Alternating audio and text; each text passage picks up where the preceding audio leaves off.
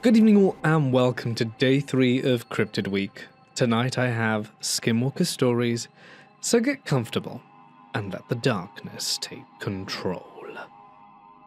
I drove back home to Los Angeles from spending Christmas in Kentucky with my family in 2010, taking the I-40 all the way across the country until night fell around me. Sleepiness crept in after hours behind the wheel, so I decided to pull off the next exit for a hotel room to rest properly before continuing the long journey westward. The stop landed in Holbrook, Arizona, about 20 to 30 minutes east of Flagstaff, where local motels lined the highway. I checked into a standard room with a keycard, grabbed some Taco Bell from a nearby drive-thru, and ate dinner late, and then out of curiosity, drove around back roads in the surrounding desert while eating my food, exploring the dark, empty landscape under the stars. While driving those winding, unpaved paths, I flipped through local radio stations, searching for something to listen to, and landed on one playing what sounded like Native American chants and traditional music with rhythmic drums echoing through the speakers. I turned the volume up loud, rolled the windows down completely, and soaked in the vast desert night air, letting the haunting sounds fill the cab as I cruised slowly, thinking back later that perhaps this drew whatever appeared to me shortly after. I returned to my hotel around midnight, parked in the back lot away from the main road, where shadows pulled deep between the lights, casting long silhouettes along the gravel. In front of my car rose a raised parking lot with a 5 to 6 foot embankment leading up to the edge, creating a steep dirt slope overgrown with sparse scrub brush and tumbleweeds caught in wire fencing. I opened both car doors wide, grabbed my bag of clothes from the seat, and started reaching for other items like my Taco Bell wrappers and road snacks scattered on the passenger floor, when the loudest roar I ever heard ripped through the air. The sound combined a deep, bear-like growl mixed with a high-pitched pig squealing and an eerie baby cry layered together in unnatural harmony that vibrated through my chest and froze my very blood. I looked up towards the noise's origin, scanning the embankment above, and there stood this thing directly in the parking lot, overlooking me from the higher ground about 10 yards distant. From what I could tell, in that panicked moment, it measured at least 7 feet tall, possibly bigger, with broad shoulders filling the outline, and the distinct head shape of a wolf, topped by pointed ears that swiveled slightly as if listening to my movements below.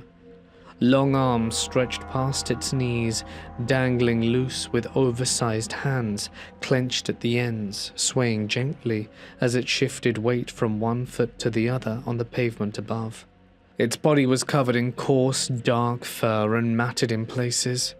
I saw that monstrous form clear enough to etch every detail into memory before instinct overrode thought completely, and I broke into a full sprint towards my motel room door, leaving the car wide open with the door flung ajar.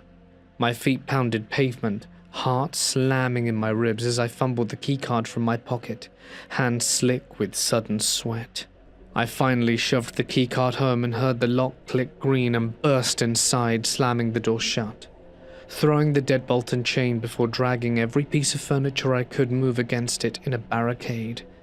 I stripped all the sheets and blankets off the bed, bundled them tight around me and retreated to the bathroom, locking the door to before curling into the empty bathtub, where my back chilled on the cold bath.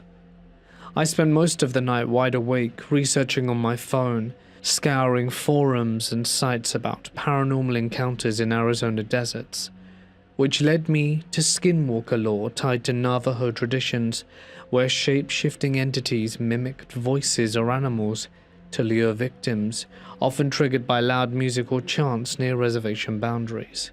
My hotel sat right on the edge of Navajo land, marked by faded signs along the highway, warning outsiders to respect sacred ground, which explained the radio station's signal strength and cultural pull, drawing me deeper into the forbidden territory unknowingly. Luckily, I survived the night without further disturbance, though sleep evaded me entirely, with every creak or distant truck rumble snapping me alert, expecting claws at the window. Incredibly, nothing went missing from my car despite doors standing open for hours, and thousands of dollars in music equipment, gears, amplifiers, and speakers loaded in the back seat, untouched by opportunistic thieves or curious locals passing the lot. At sunrise, I was relieved and peeled out of Holbrook, desperate to put miles between me and that place before full daylight had settled in.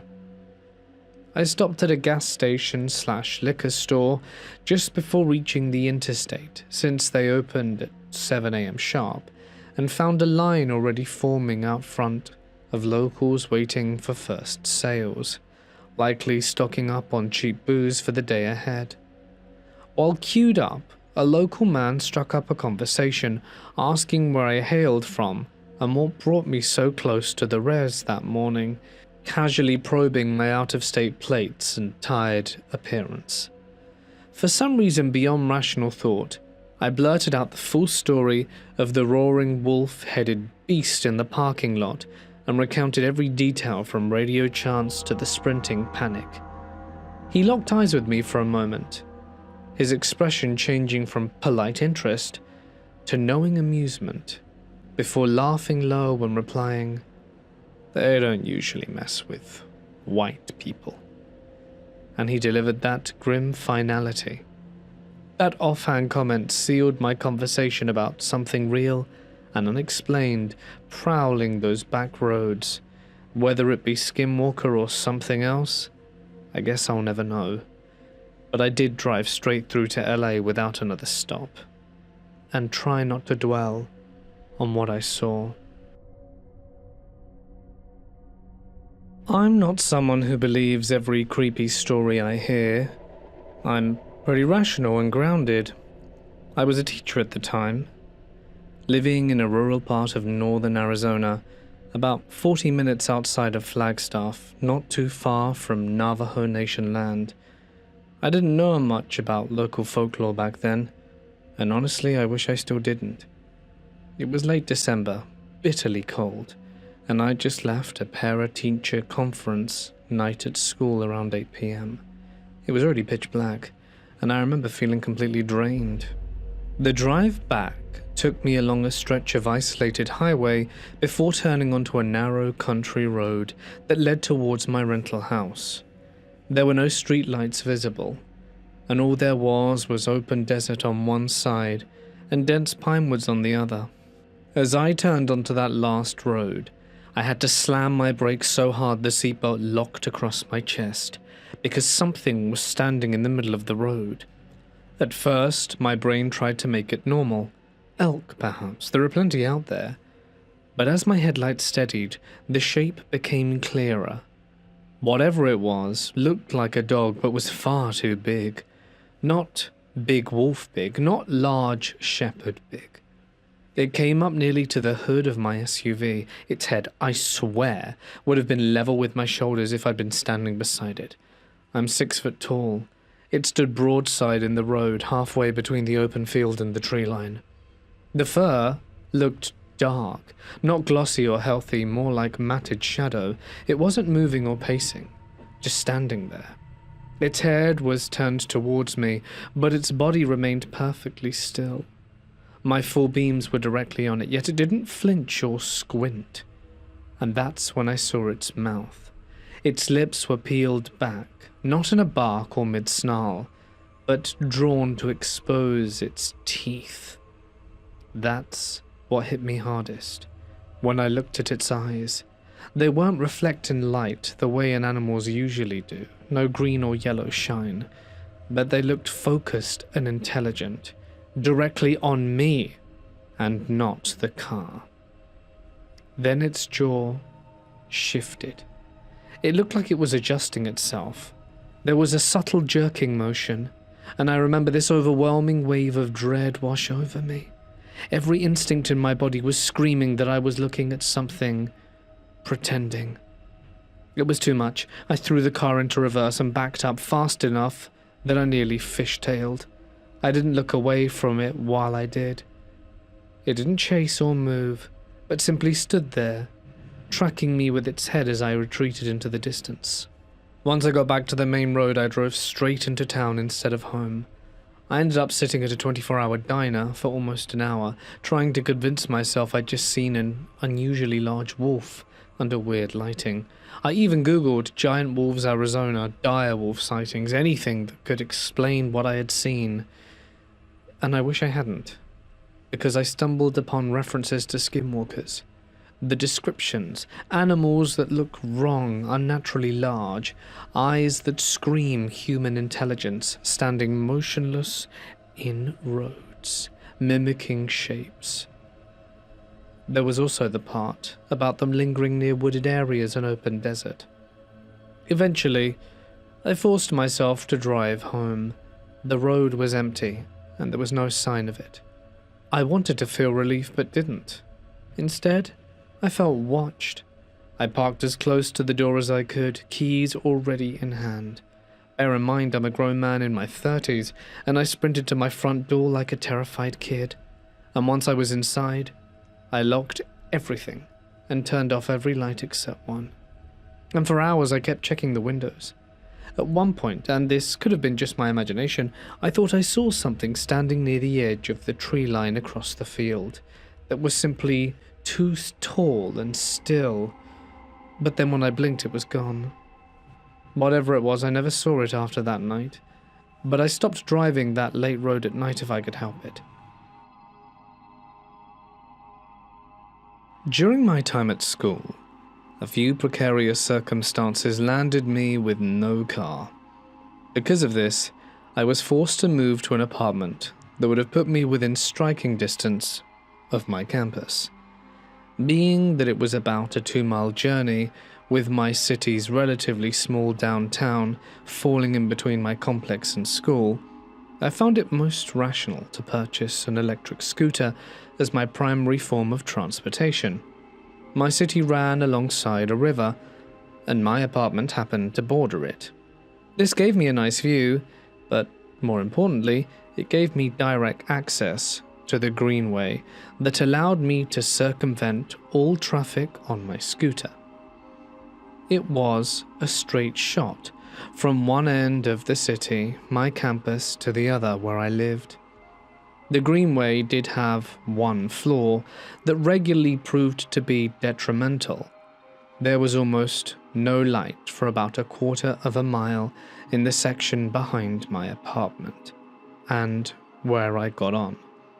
My scooter was nice, but the headlight was abysmal, and I resolved to not use it entirely, instead relying on my eyes to be able to discern movement on the path ahead. During my year-long stay at Riverside, I would count on one hand the number of people I saw on the path after dark. Guess I was the only one crazy enough to be out there so late so regularly. I drove past a naked homeless person tweaking about a mile from my house, calling the cops upon my arrival back home. I drove past one man whose chilling gaze could be felt even in the pitch dark. He must have not have been happy to see an electric vehicle with no lights at such an hour, which I couldn't blame him for. Of the encounters I had on that path, there is only one that still haunts me. One I couldn't tell my friends or family about, because I wasn't sure if they'd believe me. Like any other of my evening commutes, I made it to the gate in the back of my complex that led up to my home. I was confident in the dark, and I didn't frighten easily. But as I unlatched the gate, I felt the sensation I had when the man was staring me down. I was being watched.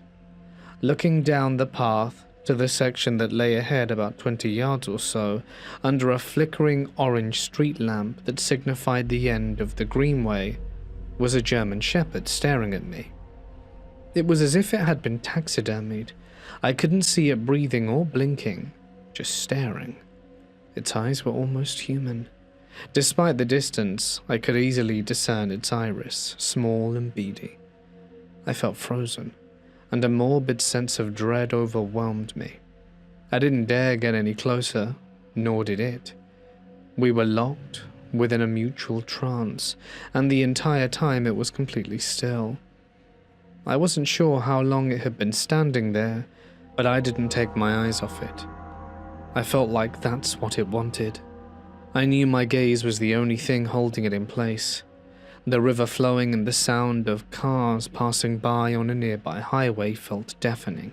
Further down the path in the foliage adjacent, past whatever that thing was, there was a crackle of twigs being broken under the pressure of what was likely a bunny or groundhog. Before the sound even finished reverberating, the thing had snapped its head to the direction of its source like an owl. Electrical pulses were surging through my body, and I could feel every nerve screaming at me to immediately break for my apartment. However, I was so paralyzed with fear that I kept my gaze upon the creature. Knowing where it was the only thing providing me a sense of comfort. Then, after it had seemingly ascertained the location of the animal, it leapt up on its hind legs and darted into the woods. Like a bolt of lightning, it was gone, and it took a few seconds for the rest of my body to catch up on what my eyes just saw. Finally realizing that the thing was fixated on something beside me, I immediately swung open the gate and carried my scooter up the mulchy hill onto the parking lot. In one motion, it turned on, placed it down, and started riding to the side of the complex my apartment was in. I was on autopilot, focusing on perfectly executing whatever actions would lead to the security of my covers. Before I knew it, I was in my room, when I finally sat down on my bed. I felt like I needed to cry. I couldn't understand what had just happened, but with a million thoughts racing my head, I was just happy the encounter was over. For the rest of my time at Riverside, I decided dealing with the extra traffic going through downtown was worth it for being in the safety of the light. I could handle racing past crackheads and junkies, but I never wanted to see whatever the hell that thing was again. I didn't have another incident, and when I finally got another car after I graduated, I began to feel safe commuting once again. However, I still live in the city. Noises at night make me feel uneasy now, and one time I could swear there was something tapping on my bedroom window. I don't think I'm ever going to be the same. And the confidence I had to take care of myself in the dark has all but vanished. There are things out there that aren't what they seem, beyond our comprehension and understanding. And don't try and be brave or a hero. Trust me, it's not worth it. My grandmother lives near a popular walking trail in Missouri, and her backyard is part of a large piece of common ground land. Deer are commonly spotted by people in this field, and there are quite a few of them. My grandma, like most, likes to feed birds. She eventually started leaving food out for the deer to make friends with them, even naming a few with distinct features. It was cute, and thanks to her I've got to see a lot of deer up close, going out to feed them a few times myself. Pretty much every deer I've encountered has been normal and adorable, except for one. The first time I saw him was around 5 p.m, when I had gone out to put corn in the little buckets my grandma leaves out for the deer. He was stumbling across the field in an odd, drunken manner. I thought it was likely injured, so I shook the cup of corn to get its attention and feed it to him to help him on his journey to recover. He looked at me, his eyes beaming into me, and I felt an odd shock go through my body that I still cannot explain. After an odd moment of tension, he began slinking over to me, nearly falling on his face over and over again. I then noticed it was missing an antler and had oddly shaped human pupils. I dumped the corn into the bucket and retreated inside to watch the poor fella eat from the window like I normally do with the other deer. The entire time the thing ate, It stared directly at me, never breaking eye contact or blinking. It wasn't rare for deer to keep its eye on me while eating, making sure I'm not up to anything, but I've never seen one go this long without blinking. Oddly enough, no other deer showed up that day for corn. We normally get at least 4, at most 15 deer at once, so this was odd. Once he finished eating, he continued his awkward walk back to the tree line. He peeked over his shoulder multiple times to see if I was still watching. Once he got back to the trees, I went back to what I had been doing before going out to feed. But when I looked outside, I saw the thing standing on its hind legs, still looking back at the house. I closed the blinds and tried to explain the situation to my grandmother. She said she thought that what I saw was unlikely, and that the deer's weird demeanor had probably just put me on edge. I begrudgingly accepted this explanation and carried along with my day. That night, I heard what sounded like a knock on the window. My grandmother sometimes has to take the dogs out at night before bed, so I assumed it was likely her trying to get my attention for whatever reason. I walked towards the window, drawing the blinds to see it standing there on its hind legs, with a hoof on the window. I closed the blinds again immediately and retreated to my bathroom, the only room in the house with a lock and no window. I knew all the doors were thankfully locked, so I didn't have to worry about my grandma's safety. I heard it grind its hoof, and last remaining antler against the glass, desperate to get my attention or break through. I don't know, or want to know which. But eventually, it stopped, and I went to check on my grandmother. Luckily, she was alright, and we were able to see the creature from her bedroom window, staring from the tree line still on its hind legs. We both vowed that if we ever saw it again, we'd poison the corn we left out. I still hear it knock on the window every now and then, but thankfully it gets bored quickly and retreats. We have since installed an outdoor camera, and if I ever catch it on photo or video, I'll be sure to share it. I live in Canada, where my family owns land a few hours outside the city, surrounded by dense forest and open fields, far from neighbors or roads. One late fall night, I visited the property with my dad. The full moon hung bright overhead, casting light to see far into the field. It was around midnight when this happened. My dad went inside the house we were renovating to handle tasks for a short while, leaving me outside alone. I heard a weird noise echo from the forest on our property, about 300 feet away, sounding like a yell from something in pain. I thought it came from a dying animal, since coyotes roamed that area frequently, coming onto our land to hunt, leaving carcasses behind regularly. So about 5 minutes passed while I continued my task outdoors. I turned around and I saw a white dog, standing 10 feet away on the grass edge. I went inside the camper that we kept on site, grabbed 2 treats stored there that I used to give my own pets, and returned outside, approaching the white dog slowly. I greeted it in a friendly tone, while offering treats with a calm voice and open posture.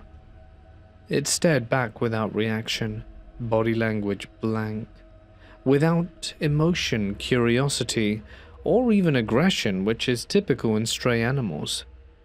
I stood closer, roughly within arm's reach, and I saw its eyes wide and unblinking, piercing forward, fixed on my face without glancing away. I took some steps backwards, creating distance, while watching its response for safety.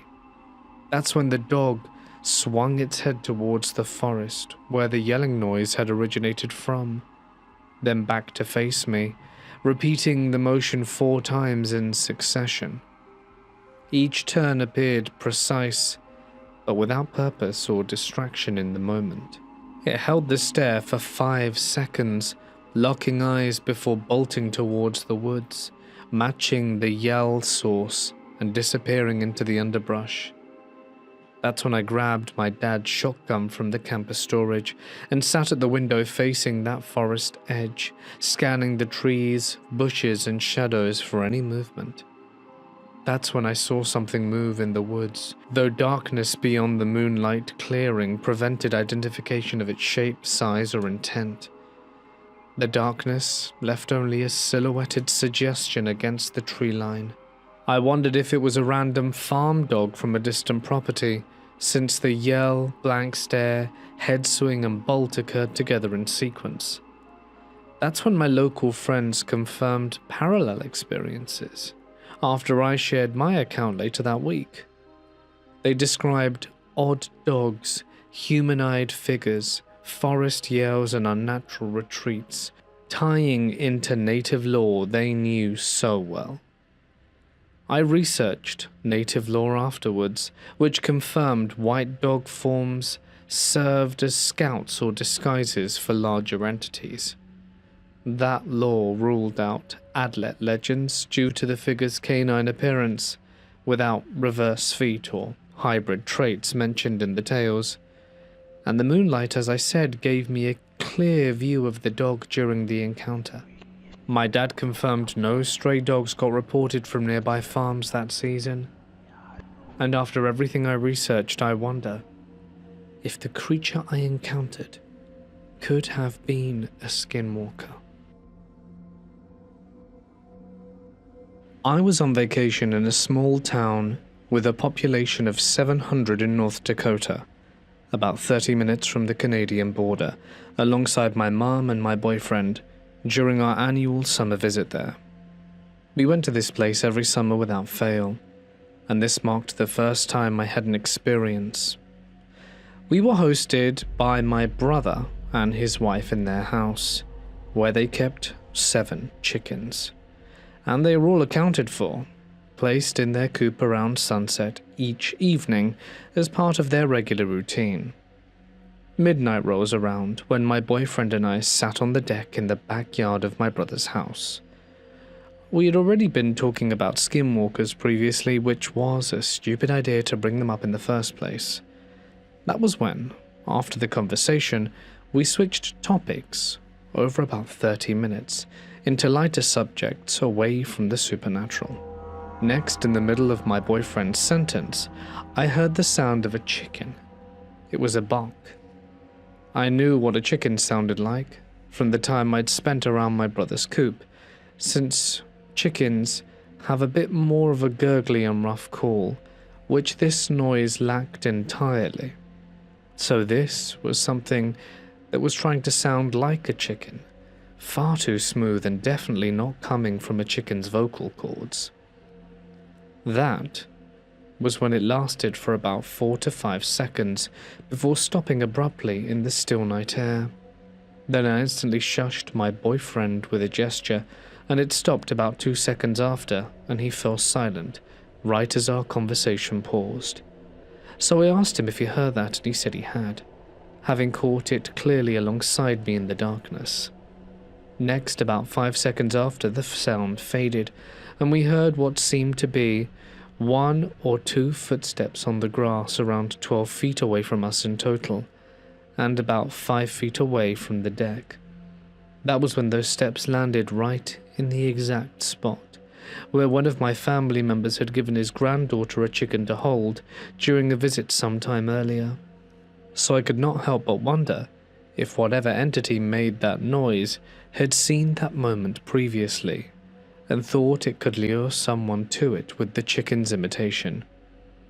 That was when we sat in silence for a second after the footsteps registered before we started talking about what had just happened around us.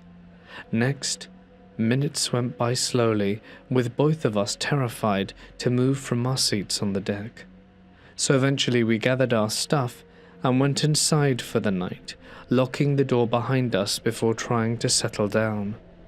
Then the chickens stayed inside their coop undisturbed, with all 7 accounted for at the morning check, confirming no predators or intruders reached them during the night hours. So the town remained quiet as always, with its 700 residents spread across farms and fields. The grass around the deck showed no clear prints or disturbances when daylight came, despite fresh dew settling overnight, which may have preserved evidence if anything physical approached close to our position. That was when my boyfriend recalled the smooth quality of the chicken boak, persisting in his memory, matching my own impression that no local chicken produced such a tone without the expected gurgly roughness from their anatomy and calls. So realistic explanations crossed my mind later, including perhaps a fox or raccoon attempting clumsy vocal mimicry to test the reactions near the coop, though those animals typically relied on stealth rather than sound imitation, and their noises never matched poultry so precisely in pitch and progression over seconds. That was when another possibility involved wind carrying distant bird calls, distorted through the trees or hills, but the calm conditions that night ruled out significant air movement. And then the idea of the paranormal lingered, giving our prior Skinwalker discussion an opening. Folklore described a shape-shifting entity capable of replicating voices or animal cries to lure victims away from safety into ambushes, matching the timing of the footsteps after the call exactly. So local North Dakota legends around border areas sometimes referenced similar woodland mimics tied to native tales, though skeptics tend to dismiss them as owls or coyotes. And we avoided the deck after dark for the rest of the week, limiting outdoor time to daylight hours when chickens roamed free under watch. Next, my brother checked motion lights and security around the property, but found no triggers or anomalies recorded during those nights, suggesting that whatever had made the noise approached silently enough to evade electronic detection. Keeping everything in mind, I wonder if it was a Skinwalker, with its ability to be able to copy sounds. Could it have been one, trying to lure us into the woods, thinking we had a stray chicken? I'm more inclined to believe so. I lived in Denver, Colorado back in 2016 during high school, where I held a decent job that paid well until they fired me for playing metal and techno music while working there. My family moved a few months later to a city in southern Colorado because rent stayed cheap there after Dad got into trouble with the landlord over issues I can't detail here. I loved horror and paranormal stories, so tales of skinwalkers or werewolves drew me in strongly as a horror enthusiast eager to read and hear accounts, even true ones, without grasping how terrifying real encounters turned out. Well, a warm night in 2021 shifted my perspective completely on why nobody should ever wish for such a thing to appear near them, providing context for the encounter that happened right in my own home of that year. The night began like any other routine evening after I returned home from a new cleaning job at a call center where I wiped down desks and floors daily. I relaxed by playing Destiny 2 with friends, chatting in one ear while listening to Navajo shamans discuss skinwalkers and their history in the other. The mood grew dark quickly from those shaman recordings mixed with game missions, but after a few hours, we finished Vanguard Nightfall runs successfully, earning a heavy ammo grenade launcher with some good rolls before I quit the session with the lads around midnight. I went to bed around that time, expecting normal sleep in the shared family house where my mum, younger brother, and sick father also slept through standard nighttime quiet. Well, about 3 a.m, something woke me up suddenly, and that is when I saw a pair of red eyes fixed directly on me from the dark corner of the room, watching without blinking or shifting position at all. My body locked in place completely, unable to move as if every muscle seized under invisible command, screaming silently inside my head to stay still or face death immediately from whatever stared unblinkingly at me. Fear spiked higher, because I still lived with my family, so worry filled me for what that thing might do next, be it my mother, brother, or ill father in nearby rooms, vulnerable My heart beat loud enough that I could hear its own rhythm, and my ears strained for any clue to identify, until the low growl started close to the bed, accompanied by occasional snarls cutting through the pitch-black room, where only those eyes remained visible. The growling drew nearer to my bedside, vibrating air around the mattress as it positioned itself inches from where I lay, paralyzed, staring back without the option to look away or close eyes for relief. Those eyes conveyed a clear message through an angry red glow, that my familiar world ended abruptly, leaving outcomes entirely in its control without mercy. And time stretched into what felt like an eternity. Minutes passed before it backed off slightly, allowing movement to return to my limbs slowly, but I chose to remain still, knowing it leered nearby, testing reactions or gauging responses before deciding its next course of action. It wasn't until sunlight crept through the window edges hours later that dissolved the eyes without a trace or sound, leaving the room empty and silent once more. I immediately grabbed my handgun without delay, swept through every room and corner of the house, checking locks, windows, and family safety, before confirming that everyone was alive, though shaken from noises heard during the night. My mum looked terrified from being awoken, and Dad lay confused, asking about warped chainsaw sounds echoing through the walls, while my brother confirmed sightings independently and described it precisely as a tall, skinny figure with a wolf head, staring briefly, teeth like knives, and hands resembling human hands with Freddy Krueger-style claws extended. Dad yelled, blaming horror movies being played before bed for shared nightmares, despite my denial of any film or audio left running that night, which he insisted caused a collective delusion. Hours passed before Mum drove me to the city park, parked the car, and asked directly what that thing truly represented from the previous night. I admitted ignorance on the exact identity, but stressed its unfriendly nature clear beyond doubt. In the following weeks, bad luck consistently happened, with Destiny 2 runs failing repeatedly, the job supervisor claiming things were unclean, despite me cleaning them to perfection just minutes before, leading me to quit after telling them off directly. Call center employees supported me fully, stated the floors sparkled clean enough to eat from, confirming no issues existed before management pressure mounted inexplicably against my work. I then went to the outskirts of the city to visit a shaman, and explained the events in full. He stated my strong interest drew it near, not from negative energy alone, despite polite nature, but likely native blood somewhere in the family lineage, keeping it interested and still watching from a distance without specifying evil spirits or skinwalkers exactly. He offered a free house blessing through a priest friend to repel it, provided I avoided feeding further interaction through talks or curiosity, which I accepted. 2 days later, Dad's health declined rapidly, which forced us to do the unthinkable and admit him into a hospice. There appeared to be no chance for recovery, and forced us to confront what were going to be the final moments of us together as a family.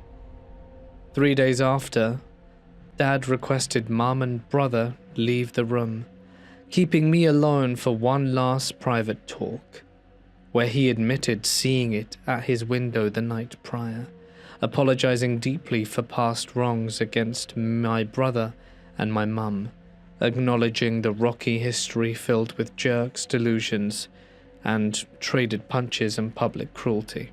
He made peace with God and invited any anger I had, but asked that I protect my mum and brother from it. Those were the last things he said, and he passed away peacefully. I will say this: be careful when you talk about skinwalkers. It doesn't matter if it's in a voice call with your friends, saying them out loud. I believe there are forces in this world that we will never understand, and talking about them can put a target on your back. And they will come if you have that target. When I was around 11, my family lived way out in the middle of nowhere in rural Oklahoma. I'm talking about no neighbors in sight, just dirt roads with very patchy cell service. Because of coyotes and wild dogs, it was normal for us to take something with us when we went outside at night.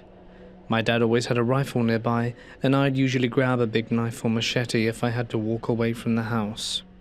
That was just the reality of country living. Well, one night while I was taking the trash out, it was probably around 9 p.m, fully dark by the way, and our trash can wasn't right next to the house either. It sat maybe 50 feet out near a cluster of bushes and scrub trees. I remember it being quiet, and I walked out there, tossed the bag in and turned back. And that's when something grabbed my ankle. At first, I thought I'd stepped into a thorn bush or got snagged by a branch, and I half stumbled and tried to yank my leg forward without looking down, but whatever it was didn't let go. That's when my brain caught up with what I was feeling. Fingers were wrapped all the way around my ankle. I now realized there was pressure on both sides, but the fingers felt too long and overlapped more than they should have. I froze for maybe half a second trying to process it. Then I looked down. I didn't see a clear body, just something low in the shrubs. But I saw a hand. It looked pale in the porch light. The fingers were stretched too far apart and bent at strange angles, like the joints weren't quite right, and they were longer than any normal person's fingers ought to be. I panicked and swung the machete straight down towards where the arm disappeared into the brush. I don't know if I actually hit it, but the moment I swung, I heard the most awful screech I had ever heard in my life. Not like a coyote or a bobcat, I've heard both of them. This sounded wrong. It was high-pitched and then dropped into something deeper, almost like it was trying to growl. It didn't sound clean or natural, but sort of layered. The grip, at any rate, released instantly. I didn't wait around to see if anything else popped up. I ran as fast as I could back to the house. We lived in one of those long trailer-style homes that almost looked like a shipping container. I slammed the door and locked it and yelled for Dad. Before he even made it to the living room, we both heard something moving under the house. It sounded like something big, slow thuds against the underside of the floor. And then it started making a weird, uneven sound. The closest thing I can compare it to is a large dog trying to growl, but it would cut off weirdly and start again. So my dad grabbed his rifle and went outside with a flashlight, and I remember watching through the window terrified, expecting to see a coyote bolt out from underneath. And here's the thing. Nothing came out. He checked around the skirting, shined the light underneath as best he could, but whatever had been under there either stayed hidden or moved out in the opposite direction. We never found tracks or blood, nothing torn up around the bushes except some disturbed leaves where I'd been standing. For a long time I told myself it had to be some kind of animal, and my brain just filled in the rest as I was a frightened kid. But here's the thing that still bothers me. I've been grabbed by briars and branches before, and I've stepped in traps, and I know what getting snagged feels like. This certainly wasn't snagged. It was squeezed. And those fingers were too long. I don't like jumping straight to skinwalkers or anything like that. I know Oklahoma has its own folklore and plenty of weird stories, but I can say that something weird happened out there. And if it's anything, it was probably that. I'm in northern Mexico, a few hours away from the Colorado line, and not far from reservation land. I spend most of my summers hiking, fishing, and camping. I'm out in the mountains constantly. I know the normal sounds, as well as normal wildlife behavior. So, for context, I've got a male Anatolian shepherd, about 120 pounds, big, tan livestock guardian type, with that thick, neck rough and heavy build, and does not scare easily. I've watched him square off with a mountain lion once, smaller one, probably a juvenile male. It came too close near dusk, and my dog immediately stepped in front of me, hackles raised, growling low, and the mountain lion backed off after a tense minute. Another time we heard one screaming somewhere in the trees, and if you've ever heard it, it sounds disturbingly human. Same thing happened. That was his normal reaction, to confront and not retreat. But there have been a few times, maybe 3 or 4 total, when we're out hiking and everything just goes quiet, instantly. It feels like the wind stops, like someone flipped a switch. Normally I'd assume a predator moving through, I mean that happens. But the weird part is how my dog reacts during those moments. Instead of getting tall and defensive, he immediately comes to my side and presses into my leg, hard. Now, a 120-pound dog leaning into you on uneven mountain ground can absolutely throw you off balance. His hackles stand up along his shoulders and down his spine. His ears pin slightly back. He scans slowly in different directions, not locked onto one spot. It's like he knows something's there but can't track it, and he doesn't bark or growl much either, just this low, uneasy rumble in his chest. The first time it happened, I figured maybe there was a bear downwind or a cat circling, but he kept looking towards the tree line, then behind us, then off to the side. One afternoon, I thought I saw something pale move between the pines uphill from us. It was upright, and that is what struck with me. It was too tall and narrow for a bear, and the wrong shape to be a deer. It slipped behind a trunk and never came out on the other side, and I stood there waiting for sounds, branches, snapping, footsteps, anything really. But it never came. Another time we heard what sounded like a coyote, but it was slightly off. The spacing between the yips wasn't natural, almost like someone was trying to imitate one but not getting the rhythm right. And my dog didn't react the way he normally would do to coyotes. No alert barking or chasing. He just leaned harder into me and let out this quiet, uncomfortable whine. I have never heard from him before or since. That bothered me more than seeing anything else would have. He's faced actual predators head-on. When this happens, he's not acting dominant, but cautious. The last time was near dusk, by a dry wash not far from reservation boundary. The silence hit again, and he froze mid-step, then slowly turned his head towards the trees across the wash. I followed his gaze, and for maybe half a second I thought I saw a tall shape, standing between 2 junipers. Could have been a shadow, probably was to be honest, but whatever it was, I felt like it was watching us. However, we chose not to stick around and left. After a few moments, we heard a rustle from behind us, but I decided not to look back. My dog was starting to whimper and tug at me to come faster. We did, kept on walking, and I could hear something behind us creeping in the undergrowth, but I insisted not to look. It took us a while, but when we finally reached the safety of the path and near enough my car, did I finally determine that it was safe to look back. And when I did, I saw that silhouette again, but it was tall, furry and dark, and looked like a deer standing on 2 legs. I think that's the best way to describe it. But its features were mangy and disturbing. It wasn't until I got back home and did some research that I discovered that this creature could probably best be described as a skinwalker. Bear in mind I am a rational man, don't believe in anything paranormal or supernatural, but my eyes and my dog's reaction did not deceive me that day. I know what I saw. I'm just glad that once I saw it, I had the sense to run to the car, and, be it whatever it was, it decided not to pursue. This happened about 15 years ago. I was in a really bad place. Quite honestly, my life had become Groundhog Day, boredom and monotony.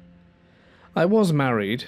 My wife and I didn't have any kids, and I might have taken up online gambling, and subsequently lost a lot of our money, most of it being her money, as she had the higher paying job and we had a joint bank account. And surprisingly, when my wife eventually found out, she absolutely flipped her lid. At the time, I was of course outraged that she would be angry at me for losing roughly $45,000. Obviously now I can see that was a terrible thing to do. But feeling stupid, childish, and defensive, I told her I was going to go away and terminate myself, if you get my drift. And at the time, I was the kind of guy who would be so petty as to genuinely consider acting out this stupidity, all in anger and rage. So what did I do next?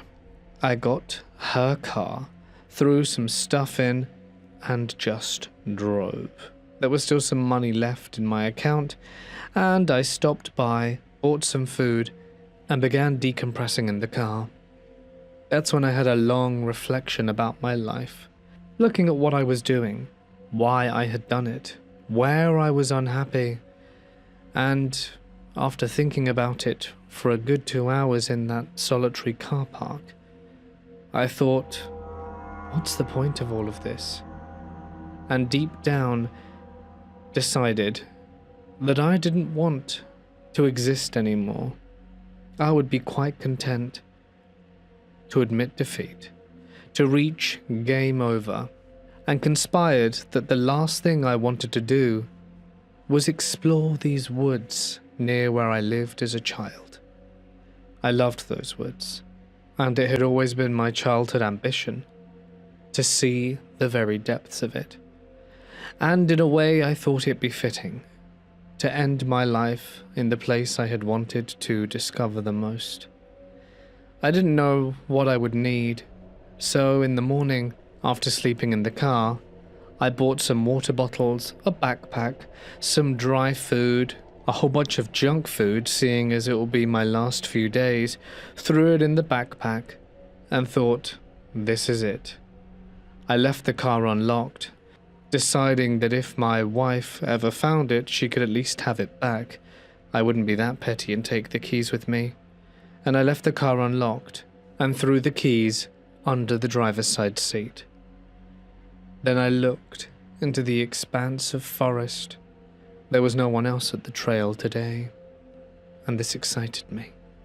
It was about 8 a.m., and I had the place all to myself. And so, even though I was in wildly inappropriate clothing, off I went, and I started wandering and meandering my way through the woods. I was enjoying the sounds of nature, the chirping of birds, the scurrying of little ground animals, and I was genuinely having a great time. I was thinking to myself that at this very moment, I should be in work. They'd probably be calling my wife to see how I was doing and why I hadn't showed up.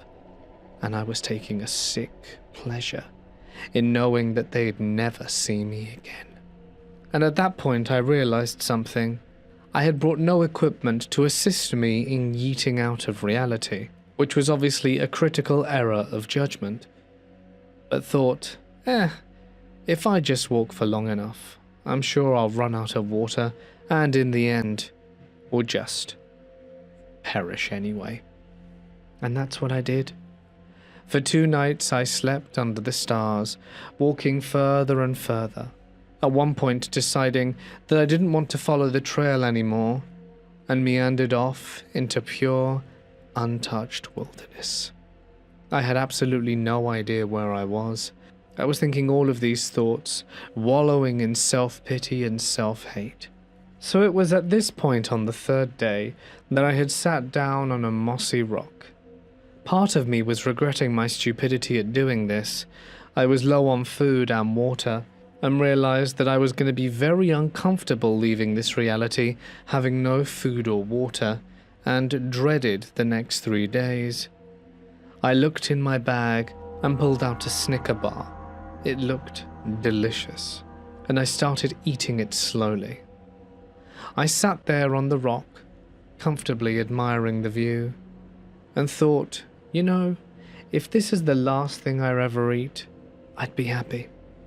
And I got off the rock, sat next to it, and just tried to fall asleep, with the sounds of the forest falling over me as I passed out. I woke up when it was dusk, and that's when I heard something around me. Something moving, bipedal, approaching quick. I started rubbing my eyes, looking around, and couldn't see anything.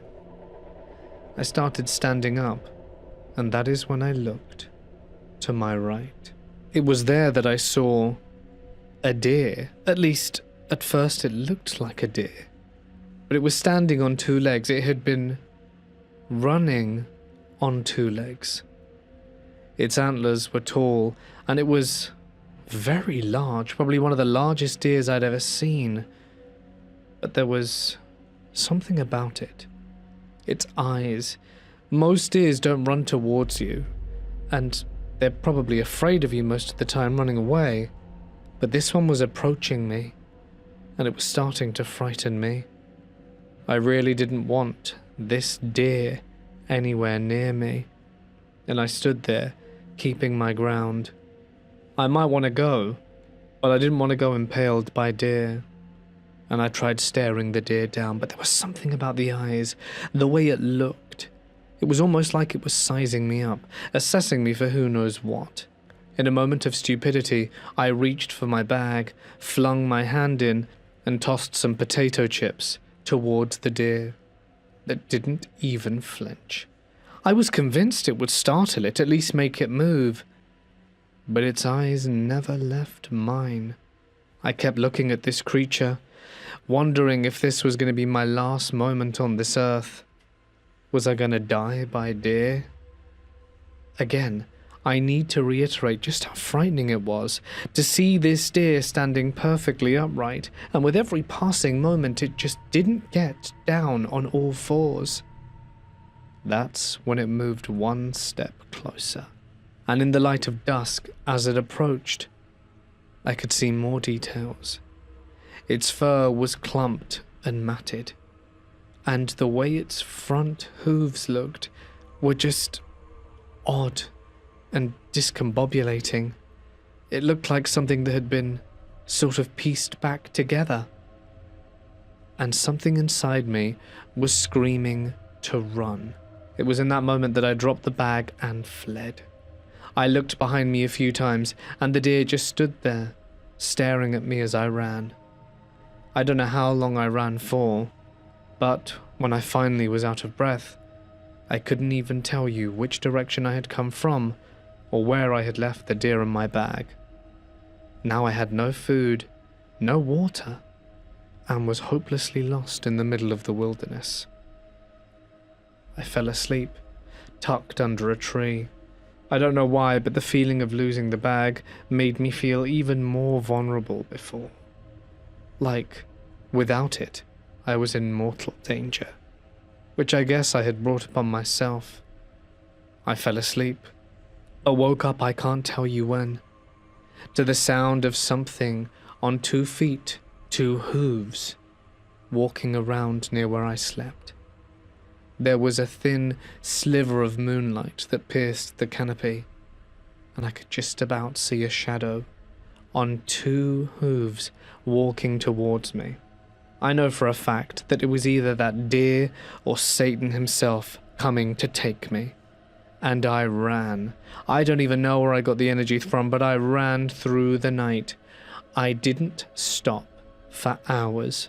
As the sun came up, I reeked, profoundly reeked. A stench so unbearable I myself could barely handle it, was soaking and absolutely terrified. It was at some point on that run that I realized maybe I didn't have it so bad and I could figure things out, and that I wanted actually to live. By some sort of divine miracle, providence, God, or whatever you want to call it, I actually stumbled into a pair of hikers right about 8 a.m. I asked them the time and they told me. I asked how far it was to the trailhead, and it turns out I was only about half a day's hike. They gave me water. It turns out that in my meandering, I'd actually sort of done a loop on myself, which was fortunate. And if it wasn't for them, I'd probably, certainly, be dead. I didn't tell them about the deer creature I saw. They asked why I was out there, and I just told them I got lost, even though they could probably tell that was a lie given my attire. But I made it back to the car, which thankfully hadn't been stolen, drove back to my house, apologized to my wife, and said I'd do anything possible to fix the situation. And we made it through our problems in the end. It took a long time, though, to process the deer creature that I had seen. When I finally got around to telling a few people, they told me it was probably just a hallucination brought on by dehydration, stress, or hunger. But when I reminded them that I was neither hungry nor dehydrated the whole time, and pretty chill the whole time I was out there because of the stuff in my bag, they didn't really know what to say. It wasn't until I started looking up things online that I realized the best description for this thing would be a skinwalker. That creepy deer. I never went back into those woods again. When I was 13, I went on an expedition with the classes where I was studying at the time. We went to the Solovetsky Islands for 2 weeks. Everything was fine. One day we rode the train, and the next we got to the place where we were setting up camp. We sailed to the islands for about an hour. There were 2 teachers and about 13 children, including me. There was a small village and a giant, dense forest. While I was riding the train, I learned more about this place, that there used to be a concentration camp where more than 10,000 people were killed, and that various rituals were carried out there. On the first day I managed to meet one guy, Arseny, and I settled into a tent with him. When we set up the tents on the first night, the sound from the church was clearly audible, although I was located in a very distant village, and it was simply impossible to hear the sounds from so far away. The whole tent heard it. It was divided into 2 sections. There were always 5 of us there. On the 3rd day, we found a small river near the camp. We found a blade and a cross, which really bothered us. Then we went to the village, where they told us something like the 7 wonders of Solovsky, one of which told of a man who put a bearskin on himself, walked around and scared people. Later that night I went to the toilet, and while I was relieving myself I felt someone's gaze on me very strongly. I had walked far from the camp and couldn't see anyone. I don't remember exactly what happened on the following days, so I'll just tell you what I do remember. During the day in my free time, I walked through the forest and studied it. I came across a symbol laid out with stones. I asked about it, but didn't recognize it. It looked very old. It seems that on the 4th night, when we fell asleep, someone was walking near our tent, and everyone saw and heard it. The next morning, we asked who had been walking there, and everyone said they didn't know. Also, on the first day of settling in, we discovered bones of unknown origins near the camp. After that, my friend and I began to study the area. One day we heard loud sounds from the forest that seemed to lure us. For many days we walked and looked for the source of the sound, and we began to put together a picture. At first we thought it was a joke, like we had found something that wasn't there. But from the 7th day, when we peered into the dense forest, we began to notice what seemed to be tall figures standing and watching in our direction. When we tried to approach, they seemed to disappear. We decided to wait. One evening we stood there with Arseny and another guy, Sasha, standing in silence waiting for the sound. At one point, right from the dense trees, a silhouette began to emerge again, and an indistinct sound could be heard. "Help!" in the voice of a young girl. All 3 of us heard it, and ran as fast as we could. That fear is something I will never forget. After that, we only watched the forest from the camp, and whenever we walked, we looked back constantly. To this day, I can't forget the fear in the moment when I realized that this creature fit the description of a Skinwalker. Hey guys, it's Mort here, and thank you so much for listening. As some of you probably already know, YouTube is now making it harder to find long-form creators. That is to say, they are not recommending us as much because they try and bombard your feed with shorts, seeing as that is what is popular and trending and new. So, I do implore you at this time to show YouTube that you still care about the long-form channels. So not just me, but all of them. Please, don't forget to interact with the long-form videos, and, you know, subbing and pressing the bell really do go a hell of a long way in reminding YouTube that you do like to listen to me from time to time, and other people out there. Just keep it in mind, guys. Thank you. But that wraps things up here. I will be back again tomorrow with a mix of cryptid stories. It could be skinwalkers, it could be stuff that I honestly don't really know what it is, but it's just cryptids, and I would love to see you there. Thanks, guys. But that is it from me. One final thank you to my members and patrons whose names can be seen on screen for all your support. It really does mean the world, guys, so thank you. But until next time, stay awesome, and good night. Good evening all, and welcome. Thank you all so much for joining me on this thrilling Ghost Week. I've certainly had a lot of fun recording it for all of you, and I hope you have enjoyed listening. And to top it all off, 7 disturbing, true paranormal stories for you to enjoy. So get comfortable, and let the darkness take control. I just want to start by saying I am normally a huge skeptic about anything paranormal. However, this experience feels way too weird to just be a coincidence. The other weekend I went on a ski trip with my friend. We left around 6, and it was about a 4-hour drive to the cabin we were staying at. The first few hours were completely normal. We were just driving and making jokes and listening to music. Around hour 3 it got weird. At this point it was pitch black, and we were driving on a windy mountain road. Every turn looked exactly the same, and the moon was very dim, so the only light came from our headlights. The roads were basically empty. The music we were streaming cut out due to lack of service, and an uncomfortable silence fell between us. We both felt really strange, as if we were in imminent danger. My friend said he felt weird, or as if something bad was about to happen to him. Other than this, we hadn't said anything for nearly an hour, when out of nowhere he said, "Imagine in 5 or 10 years, we're going to know people we went to school with who have died of a drug overdose or car accident or something crazy. It's crazy how that can happen to anybody." We spoke about this for a while, and slowly everything went back to normal, and nothing strange happened for the rest of the night. The next morning we woke up, and my friend found an email from his high school saying that 6 kids from his school had been in a car accident. 4 of them died on impact, 2 still in critical condition. He was desk mates with one of the girls and knew her pretty well. The crash occurred around the same time we got the strange feeling.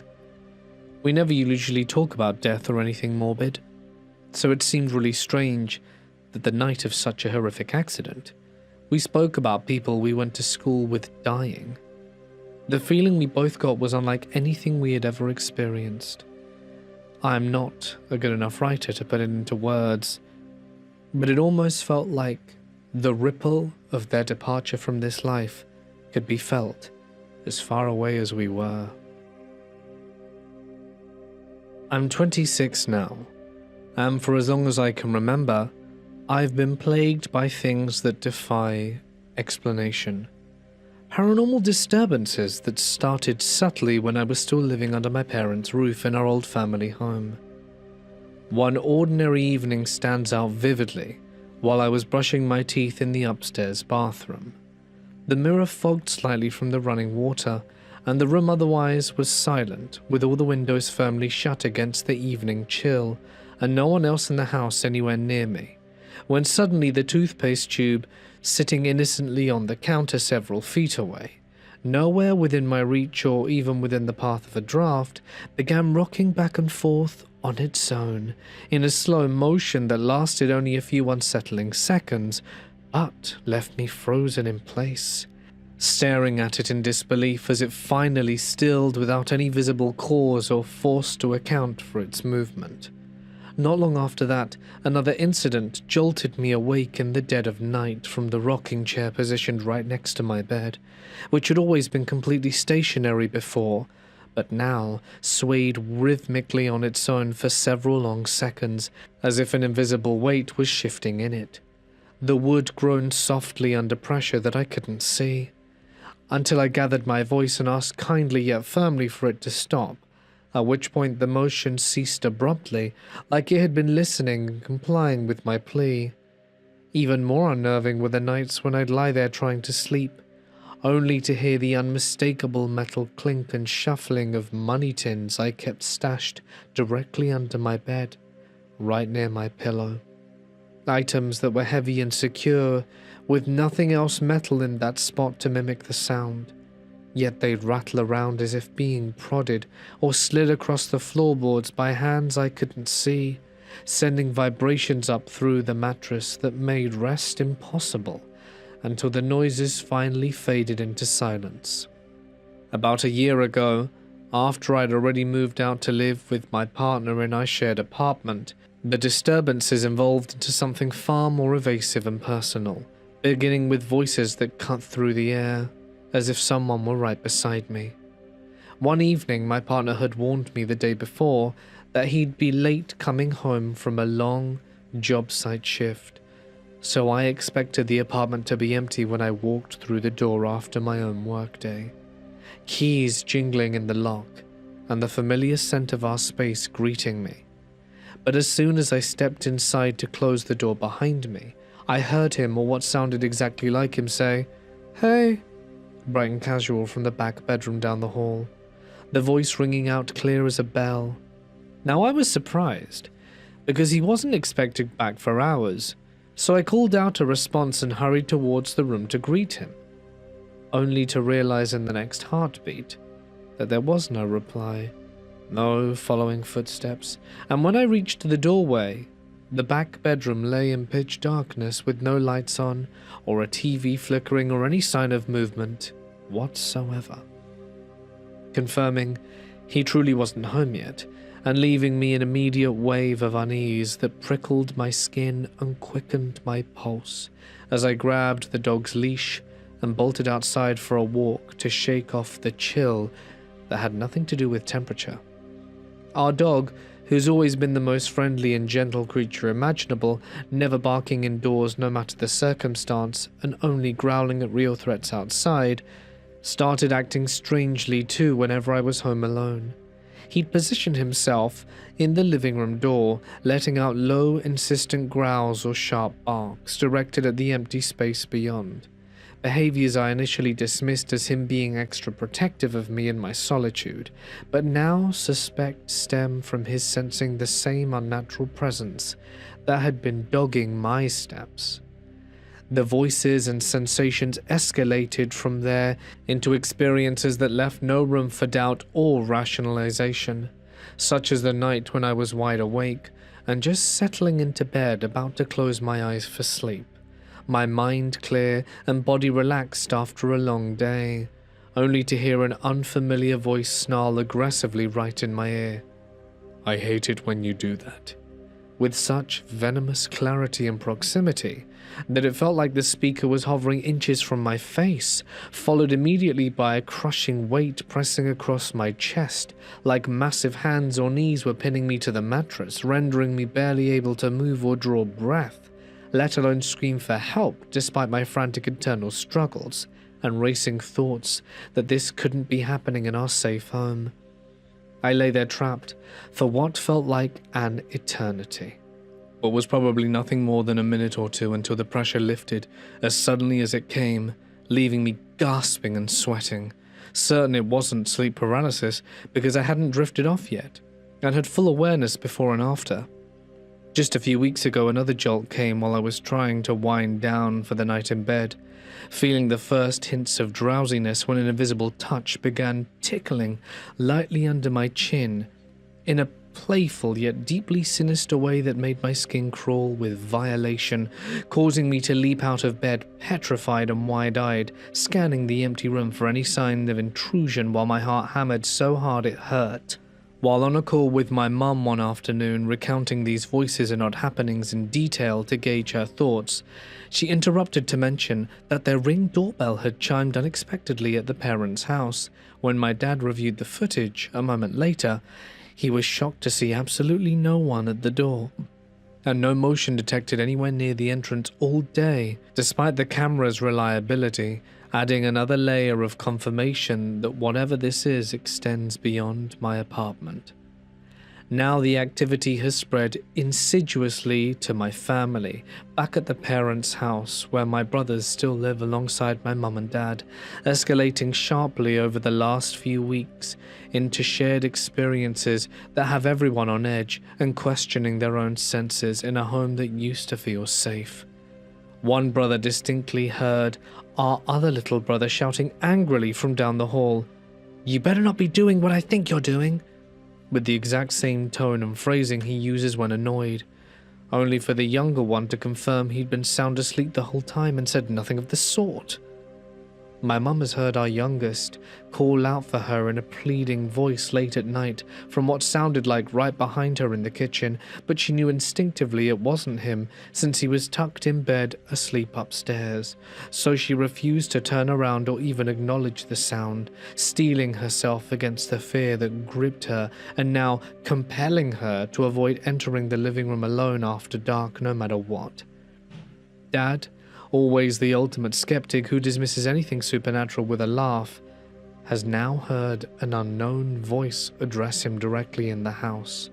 Unfamiliar words spoken clearly that he couldn't ignore or attribute to the TV or neighbors, shaking his certainty for the first time. The brothers have both glimpsed shadowy figures moving through the rooms, with one describing in shaking detail how he saw an old lady whom we suspect might have been my gran who passed away just before these events intensified, walk calmly into my parents' bedroom one evening and stand there staring at him intently without a word, her form fading as he blinked. He also witnessed the bedroom door close firmly on its own right after, and upon rushing in expected to find Mum shutting it, discovered the room utterly empty and dark once more, heightening his terror. Even my partner, much like Dad, initially a firm non-believer who'd roll his eyes at ghost stories, has started seeing strange things himself. Last night, he woke to find someone sitting motionless at the foot of his bed. We sleep in separate rooms because I rise brutally early for work. It was a tall figure with a distinct silhouette, where moonlight reflected off its head, giving an eerie sheen, mistaking it for me at first until unease set in, and he shone his torch directly on it, watching it vanish into thin air. The unease followed us even on a holiday a few weeks back, where from the moment we arrived at the rental, I felt an oppressive sense of being watched and unwelcome. A feeling that intensified when my partner later confessed he'd gotten up during the night to close one of the interior doors rattling in the breeze and caught a tall figure swiftly darting across the room from one side to the other in the dim light, striding in silence. He'd held back from telling me right away out of fear of amplifying my already frayed nerves, but admitted it next day when his own fright bubble burst. It reminded me inescapably of that line from Insidious. It's not the house that's haunted, it's you. Because while it all began with me noticing these intrusions first, now that I've started talking openly about them with my family and partner, the phenomena seems to be spreading contagiously to everyone around me, like some entity is feeding on acknowledgement or collecting fear. I've combed through explanations like mimics from folklore, entities that imitate voices and behaviors to lure or terror, but I'm no expert. To add context from my old workplace before all this ramped up, I was often the first to arrive and unlock the building before families and colleagues showed up, and on multiple occasions the motion sensor light, buried deep inside the structure far away from any entrance, would already be triggered and glowing, as if someone had been pacing the halls long before my key turned in the lock, despite the place being securely bolted shut each night, and the surrounding park monitored around the clock with no breaches recorded. I'd also hear 3 distinct knocks on my office door during quiet shifts, sharp and insistent enough to pull me from my paperwork, only to open it to an empty hallway each time. One colleague even paused mid-conversation with me once to point it out, stepping aside so I could answer in case it was a family needing a taxi home, confirming it wasn't just in my head. And now my partner wonders if the visitor at his bedside last night was his gran who passed away exactly 14 years ago to the day. He's piecing together vague facial impressions from the silhouette that match old photos, though we'll never know for certain. I'm not sure if I'm sharing this for specific advice on how to cope, or ward this off, or just to share it in hopes someone can relate and tell me what might be going on. Any insight would be appreciated, though this shows no signs of stopping. When I was about 4 years old, we used to live outside the town near a forest, with 2 houses maybe 200 meters apart from each other. We lived in the farther one into the forest next to a lake that belonged to the other house. One time I was home alone with my sister. We were watching TV and I suddenly got thirsty, so I got up and went to our kitchen. Our house didn't have many doors. It was mostly open entrances, but the entrance to the kitchen had strings with balls attached to them hanging from the top of the doorframe.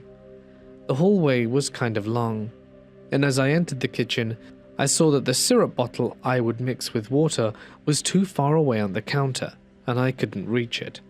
I began yelling my sister's name, but no one was coming. I used to throw tantrums, so I started screaming, and a tear fell from my eye. And suddenly I got really quiet. The clock stopped ticking above the door, and the fridge stopped buzzing. It was as if I was suddenly deaf. Suddenly I heard a really loud stomp, like when you get mad and hit the floor with your foot. That scared me, and before I realized what it was, it started running really fast towards the entrance, and I jumped onto the table that was in the middle of the kitchen. I stopped breathing and looked into the door.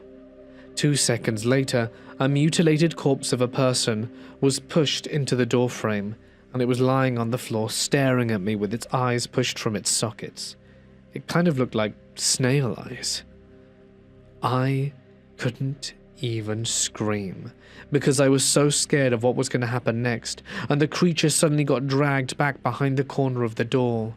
The way it got in and out so fast, the whole decoration on the door just shook like someone drove by in a car really fast.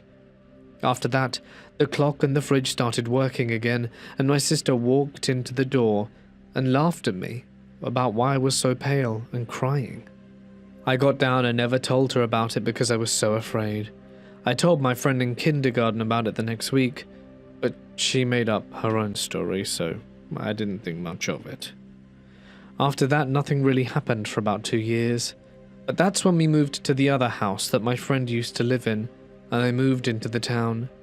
She would sometimes visit me until she abandoned me completely, and that's when things got more hardcore. My room was basically the furthest room in the house from the entrance. One night I woke up to a weird clicking sound. I sat up and started looking around but couldn't find anything because it was so dark. But then I looked at the window. A dark figure was sitting outside my window where the flowers were, staring at me with its white pupils and mouth unhinged. I got really scared again, so I just hid under my cover. I heard it jump down on the ground, run around the house. The gate opened loudly, and our front door got opened. It was really quiet, and I was in shock, so I couldn't say a word. Suddenly, something pinned my palms into the mattress. My face was covered and pushed in, making me unable to breathe. This lasted about 3 seconds, and when it stopped, I immediately sat up and looked around my room. First, I looked at my sister, who made a very weird sound as I looked at her, and I looked on the floor, the ceiling, the window again, and found nothing. I thought, let me test this. I got under my blanket again, and the exact same thing happened.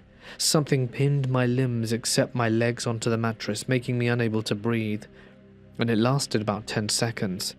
And the moment I thought I was going to die, it stopped, and I got up again. I looked at my sister, who made another weird sound as I looked at her, and I didn't think much of it. After that, I kinda just fell asleep. But in the morning when I woke up, I realized that I had a not very tall wardrobe right behind my head where I was sleeping, and I was kinda glad I never looked there. After this, maybe 1 year later, my old friend visited me with her mum, not knowing she didn't talk to me as much. We went to my room, sat on the floor and played with Lego. Suddenly, an empty plastic bag flew straight 90 degrees into the air above our head, and it got tossed right behind where she was sitting. We looked at each other, not making a comment about it, and she just continued talking like nothing had happened. Maybe a year later, my grandma visited to take care of me during the summer holidays. It was Sunday. I woke up and saw a giant piece of hair on my blanket in front of me, and I got up and ran to my grandma telling her about it. She went into my room, but the hair that I had seen had maybe gotten 3 times smaller, and she made a joke about it perhaps being a spider. About a month later into my holidays, my sister took me to Castle Buzov. I live in the Czech Republic, and when we got home everyone was outside. I rushed up the stairs into our house, not knowing what was waiting for me in there. When I entered the house, I was still kinda walking really fast and didn't notice anything. But then I entered the living room where our TV was. We had a really long sofa in an L shape in one corner, and right next to it was a stone fireplace in the other. Next to the sofa in the L shape was a table, and next to the table was a big armchair. Something shifted behind the armchair by the sofa. Heart slamming, I peered closer. From behind the armrest rose a massive hairy arm, thick as my thigh, covered in matted black fur that absorbed the light. Long, curved claws glinted in the light. Terror exploded in my chest. I spun and bolted for the stairs, heavy footfalls thundering behind me. I yanked open the door, hurled myself down 15 steps in one panicked leap, landing hard and slamming it shut. I pressed against the wood, breathing ragged. The thing scratched at the panels. Upstairs, my parents yelled, furious at the noise. They knew about my dark phobia, teased me endlessly, and what could I say? A monster chased me? They'd just laugh harder. So I never told anyone. 2 years dragged by. My sister moved out, hoping distance would end her own unease, as she had glimpsed the shadows too. But for me, it worsened. Lonely, I escaped daily to the nearby forest with my dog Luna. She'd been a freebie from the farmer selling us groceries, part shepherd and part something else, and she ignored commands, vanishing into the brush and leaving me yelling futilely. Still, the walks helped clear my head. One autumn afternoon, Luna stuck close. She froze, ears prickling, staring back into the trees. I shrugged, trudging on. Then she wheeled again, emitting a low, muffled growl like she feared alerting something, and chills prickled my skin. I glanced back, but there was nothing to see but swaying branches. But 3 seconds later, pivoting again, I caught a towering silhouette, ducking behind an oak, too bulky to be a man, movements fluid yet predatory. Luna went silent, pressing against my leg, pulse racing as I inched forwards. Twigs snapped nearby. Another look. The same hairy arm was draped over the trunk, claws tapping the bark rhythmically. It was identical to the one in the house. Panic surged.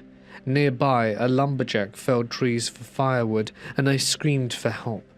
He burst from the undergrowth, axe in hand, asking what was wrong. "Did you see anything come this way?"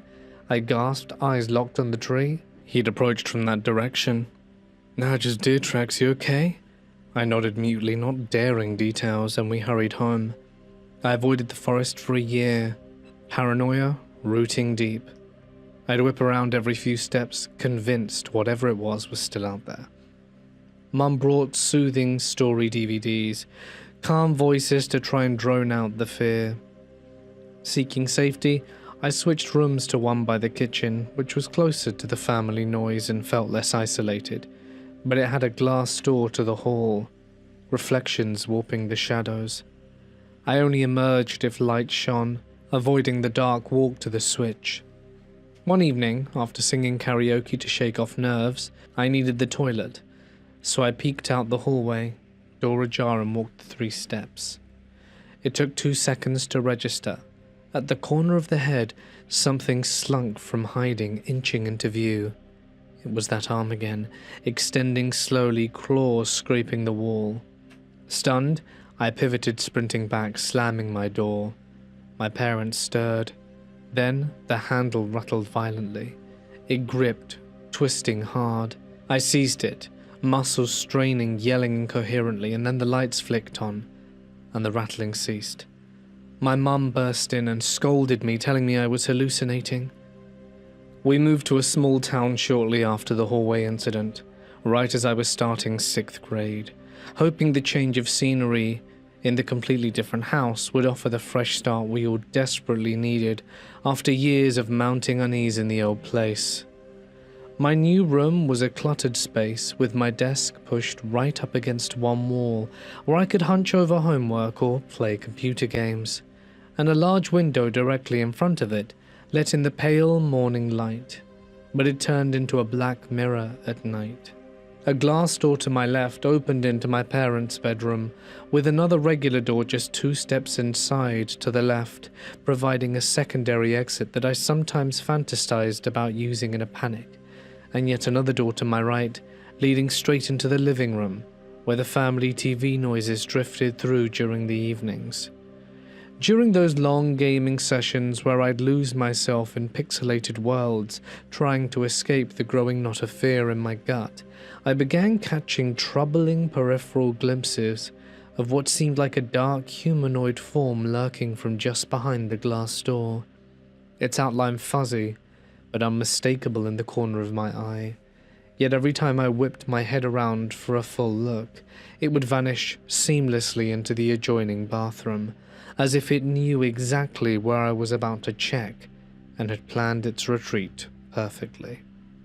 Trips to that bathroom became ritualized ordeals of dread, where I'd dash inside as quickly as possible, fumble through whatever I needed to with my heart hammering in my ribs, then bolt back out and click the door shut softly behind me, so as to not draw parental attention or worse, alert whatever was hiding there. About 5 months after settling into this new house, the encounters escalated in a way that shattered any illusion of safety I'd been clinging to, pulling me deeper into a nightmare that refused to stay confined to the past. It was about 2 a.m. when a persistent clicking sound at the glass door yanked me brutally awake from a shallow sleep.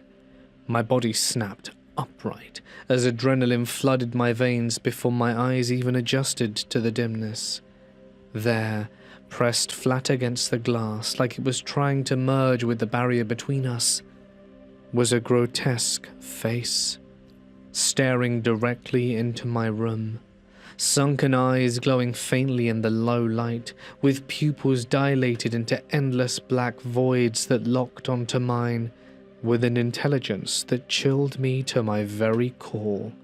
Wide palms splayed out against the pane, with those same long, curved claws from before, now etching faint, deliberate scratches into the surface, as if marking its territory, or leaving a warning for me personally.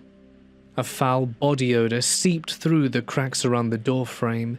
It was thick and cloying, like musky rot, and it made my stomach churn. And in that frozen moment, it reminded me horribly of those grim urban legends I'd overheard as kids, whispering about in the schoolyard. Stories of bloated corpses jammed into doorways or walls, discovered only after the smell gave them away. But this was no distant tale. This was real and happening right there in my house, inches from my bed, with no explanation that my rational mind could grasp. I rolled towards the wall in a blind panic, squeezing my eyes shut so tightly that tears leaked out, willing it all to be a dream, while my breath came in shallow gasps. But then the door hissed open, with a scrape that echoed in the silence, followed by the carpet-muffled creaks of heavy footsteps advancing across the floorboards beneath, each one measured, as if whatever it was knew exactly where my bed sat, and it was savoring the approach.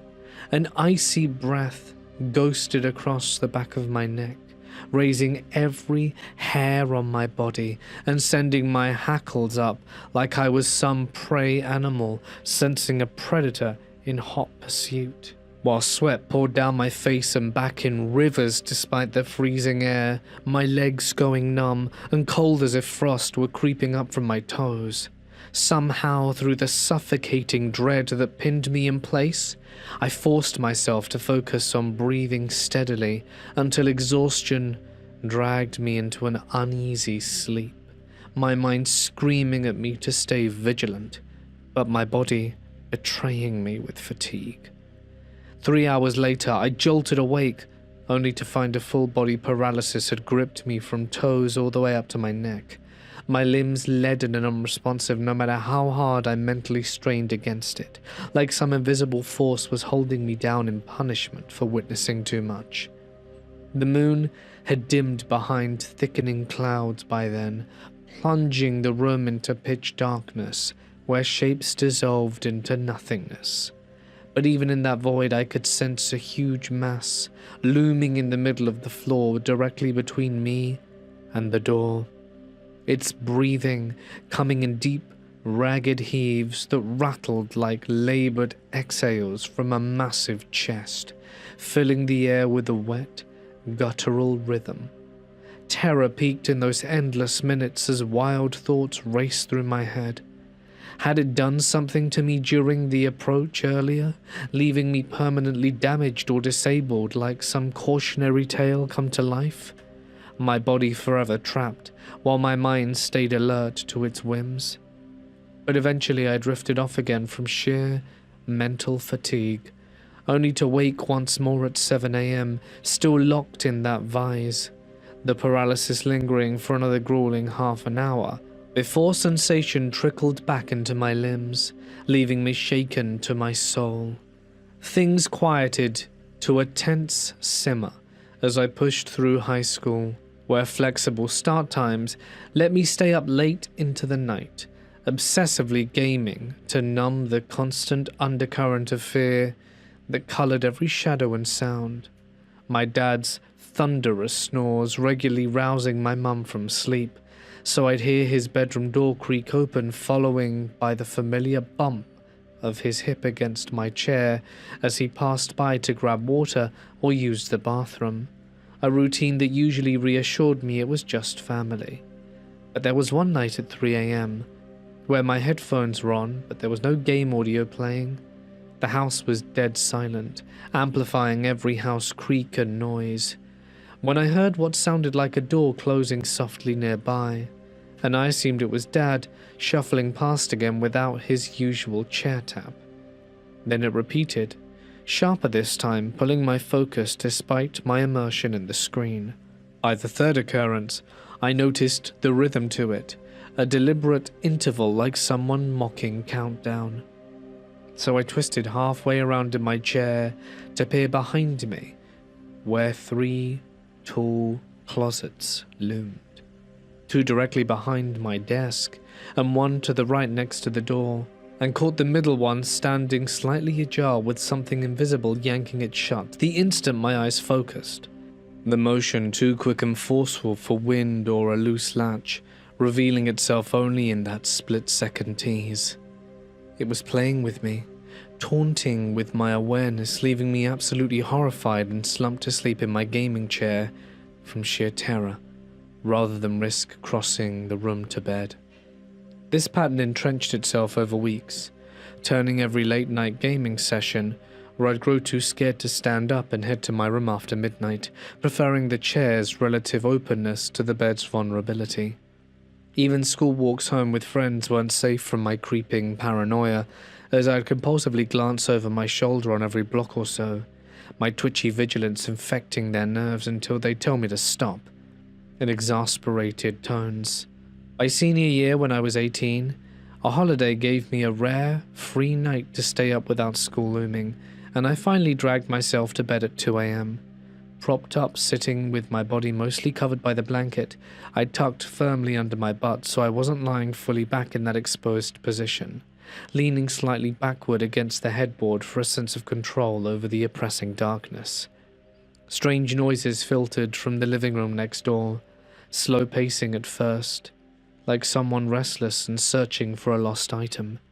Heavy footsteps that thudded unevenly across the floorboards, then the unmistakable rustle of a plastic bag being tossed around and rifled through, as if hunting for food or valuables in the dead of night. I first thought it might be Dad who'd crashed on the couch that evening, but a quick ear strain confirmed his familiar snoring rumbles, steady from the master bedroom down the hall. So I stopped breathing entirely and focused every sense on tracking the intruder, footsteps growing more deliberate as they circled the room methodically, the bag crinkling louder now with frustrated yanks. I was on the verge of throwing off the blanket and investigating when a sudden thud echoed. The thing had tripped clumsily over something low, crashing into my bedroom door with a loud bang that vibrated through the wood and made my blood run cold. An unnatural silence fell, thick and watchful, before the sounds resumed faintly. More rustling, tentative steps, and then a minute later, another trip and bang against the door, harder this time, as it struggled to rise. Whatever it was leaned its full weight against the panels, creaking them inward slightly to signal a bulky form trying to stand. And that's when a clawed hand clamped onto the doorknob from the other side, twisting it with insistent force that made the whole frame rattle. I bellowed at the top of my lungs, screaming for my parents to wake up and help, my voice cracking with raw fear, until finally my mum stirred and took a sluggish 50 seconds to fully register the commotion and stumble out to check, her flashlight sweeping the living room where I insisted an intruder had been. But she found nothing. No bag disturbed or footprints, just an empty space. After that peak incident, I somehow scraped through the end of school. The overt manifestations quieted into a deceptive lull that made me believe it was over. The reprieve shattered with my first job, rotating through 3 shifts that often left me drained in the afternoons or dragged through nights home alone. And about a year into my grind, my sister dropped by for a visit with her kids and our parents. Everyone gathered, chatting casually in the backyard as I watched from my window, feeling a rare warmth of normalcy. Suddenly from inside the house came the sharp wrench of the door handle, followed by a forceful slam that banged against the couch tucked behind the corner, just out of direct sight. A sound so violent it jolted me upright, but then realization hit like ice water. Every family member was outside where I could see them clearly, and there was no one near the door at all. I turned slowly, dread pooling in my gut, and there was the tall dark silhouette, perched unnaturally atop the couch right behind where the door had swung open, standing poised and expectant, like it had been lying in wait, specifically for me to turn around and acknowledge it. Its form blending into the shadow, but radiating that same predatory patience I'd known for years.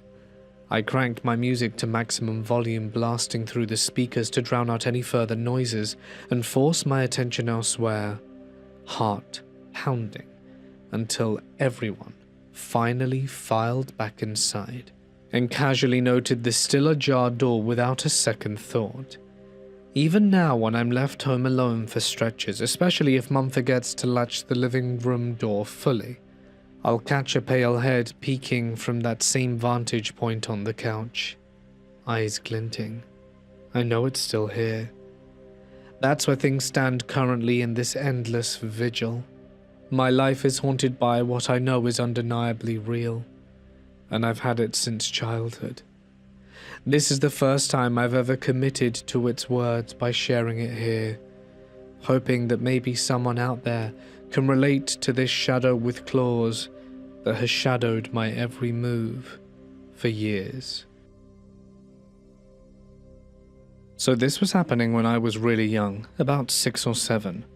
We lived in a really old, beat-down mobile home that my parents were renting, and it was incredibly spooky. A bunch of scary things happened that I remember, like heavy bootsteps running up the hall to my room, lights turning off and on, and weird voices at night, etc. I remember hating to use the bathroom at night because I was sure something was there waiting. One time, the dresser in my sister's bedroom was moved to the hallway inexplicably. My sister was like 9, so she couldn't have moved it herself, and she was crying when my parents found her. Anyway, the one thing I remember most vividly is the thing under my sister's bed. Sometimes I would play in her room with her dolls and my action figures as little brothers tend to do, and on a few of those occasions, I would end up dropping a toy that bounced under her bed, and almost immediately the toy would get flung back out. As a kid I wasn't very scared, but in my mind I imagined a hand-like thing from the Addams Family. It even got to the point where I would experiment with it. I would stand on her bed and throw something down intentionally, and pretty much every time it would get thrown back out. I eventually got up the nerve and crawled under her bed but found nothing there. We moved out of that place when I was about 9, but the time I'd spend there is really clear in my mind. I often bring it up with my parents, but they don't like talking about it. Apparently they knew someone who was a medium who came by one day for a visit and unpromptedly told them that there was a man with no eyes sitting in a chair across the room. He told them that the spirit was good and wouldn't harm us. And I think that was the final straw, honestly, because they moved out shortly after. This is a collection of stories that all happened to me. Let me begin with the haunted cabin in the lake. A few years ago, my family and I went on vacation to the Lake District. It was myself, my little sister, my mum, my nan, and my granddad. We stayed in a privately owned single-story cabin right on the seaside, with the back of it facing miles of forest and hills. It was in the absolute middle of nowhere. We had no neighbors for miles, except at most a couple of retired pensioners sparsely dotted along the shoreline. It was definitely the most isolated we had ever been on holiday. It was a very old cabin, charming, but we got a very unsettling vibe right away. It felt like we were unwelcome. The wood was all splintered, dark and old. There were board games left for us, which we appreciated, but they were sticky with dust, like they hadn't been used for years. The rooms had odd angles and alcoves that suggested it was built a long time ago. The first night, my sister and I walked along the beach for hours, where we found a massive dead fish and a very expensive-looking house on a cliff, and some rock pools which we played around in.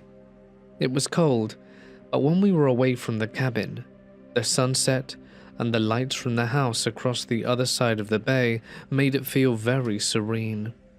However, as soon as we got back to the cabin, and I mean literally the gates opened up to the sand when you were back on the property, that uneasy vibe struck us right back.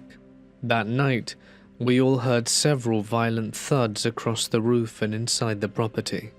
My mum was so frightened that she later admitted she would have left on the first night, but felt silly and didn't want to waste money and end the holiday for everyone. We only stayed there for a few days. We kept hearing weird noises and feeling just very anxious and teary for no reason. However, we enjoyed the holiday until the last day.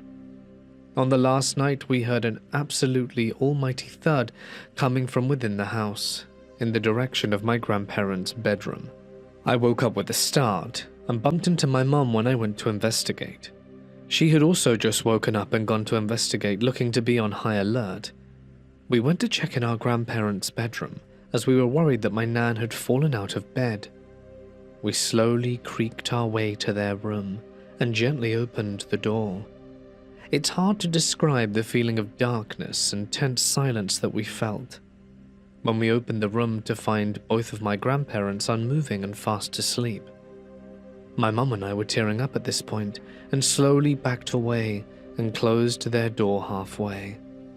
My mum, who is, let's say, not very affectionate and rather dismissive, said that she, my sister and I were all going to sleep on a mattress in the kitchen tonight.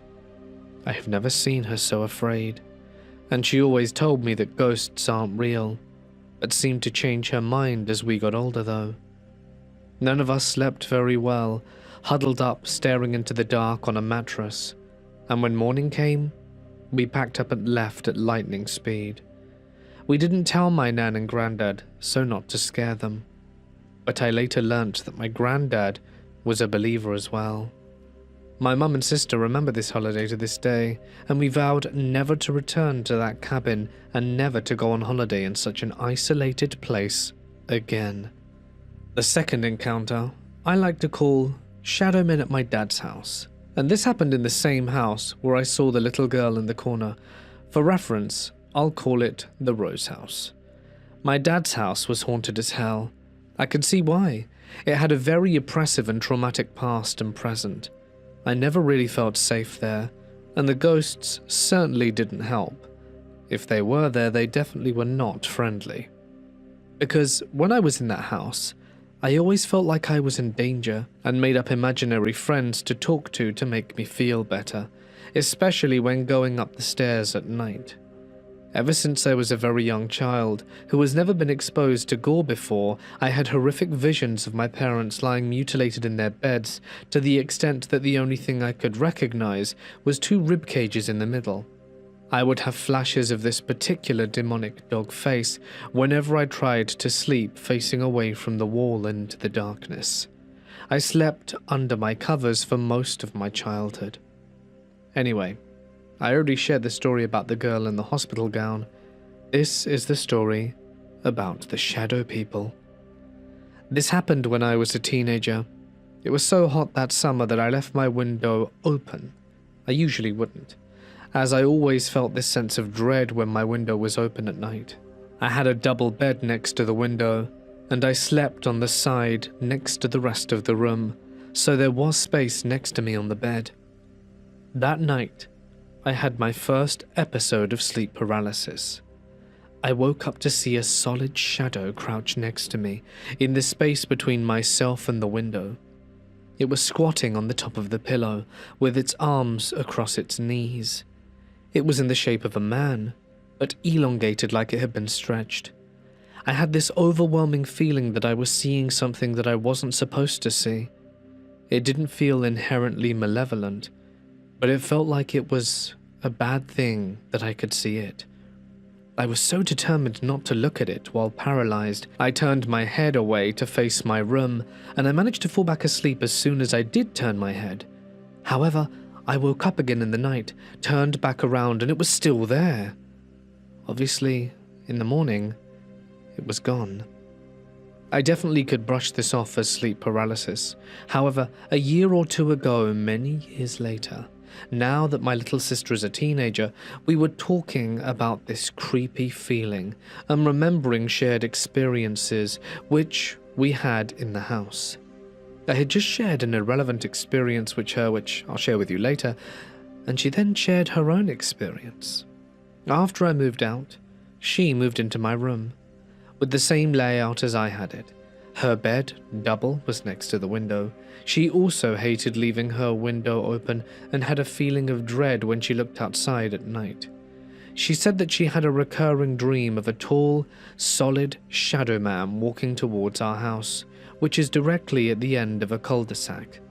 She said that each time she had the dream, it would walk a little closer, starting as just a figure at the entrance that she could barely see.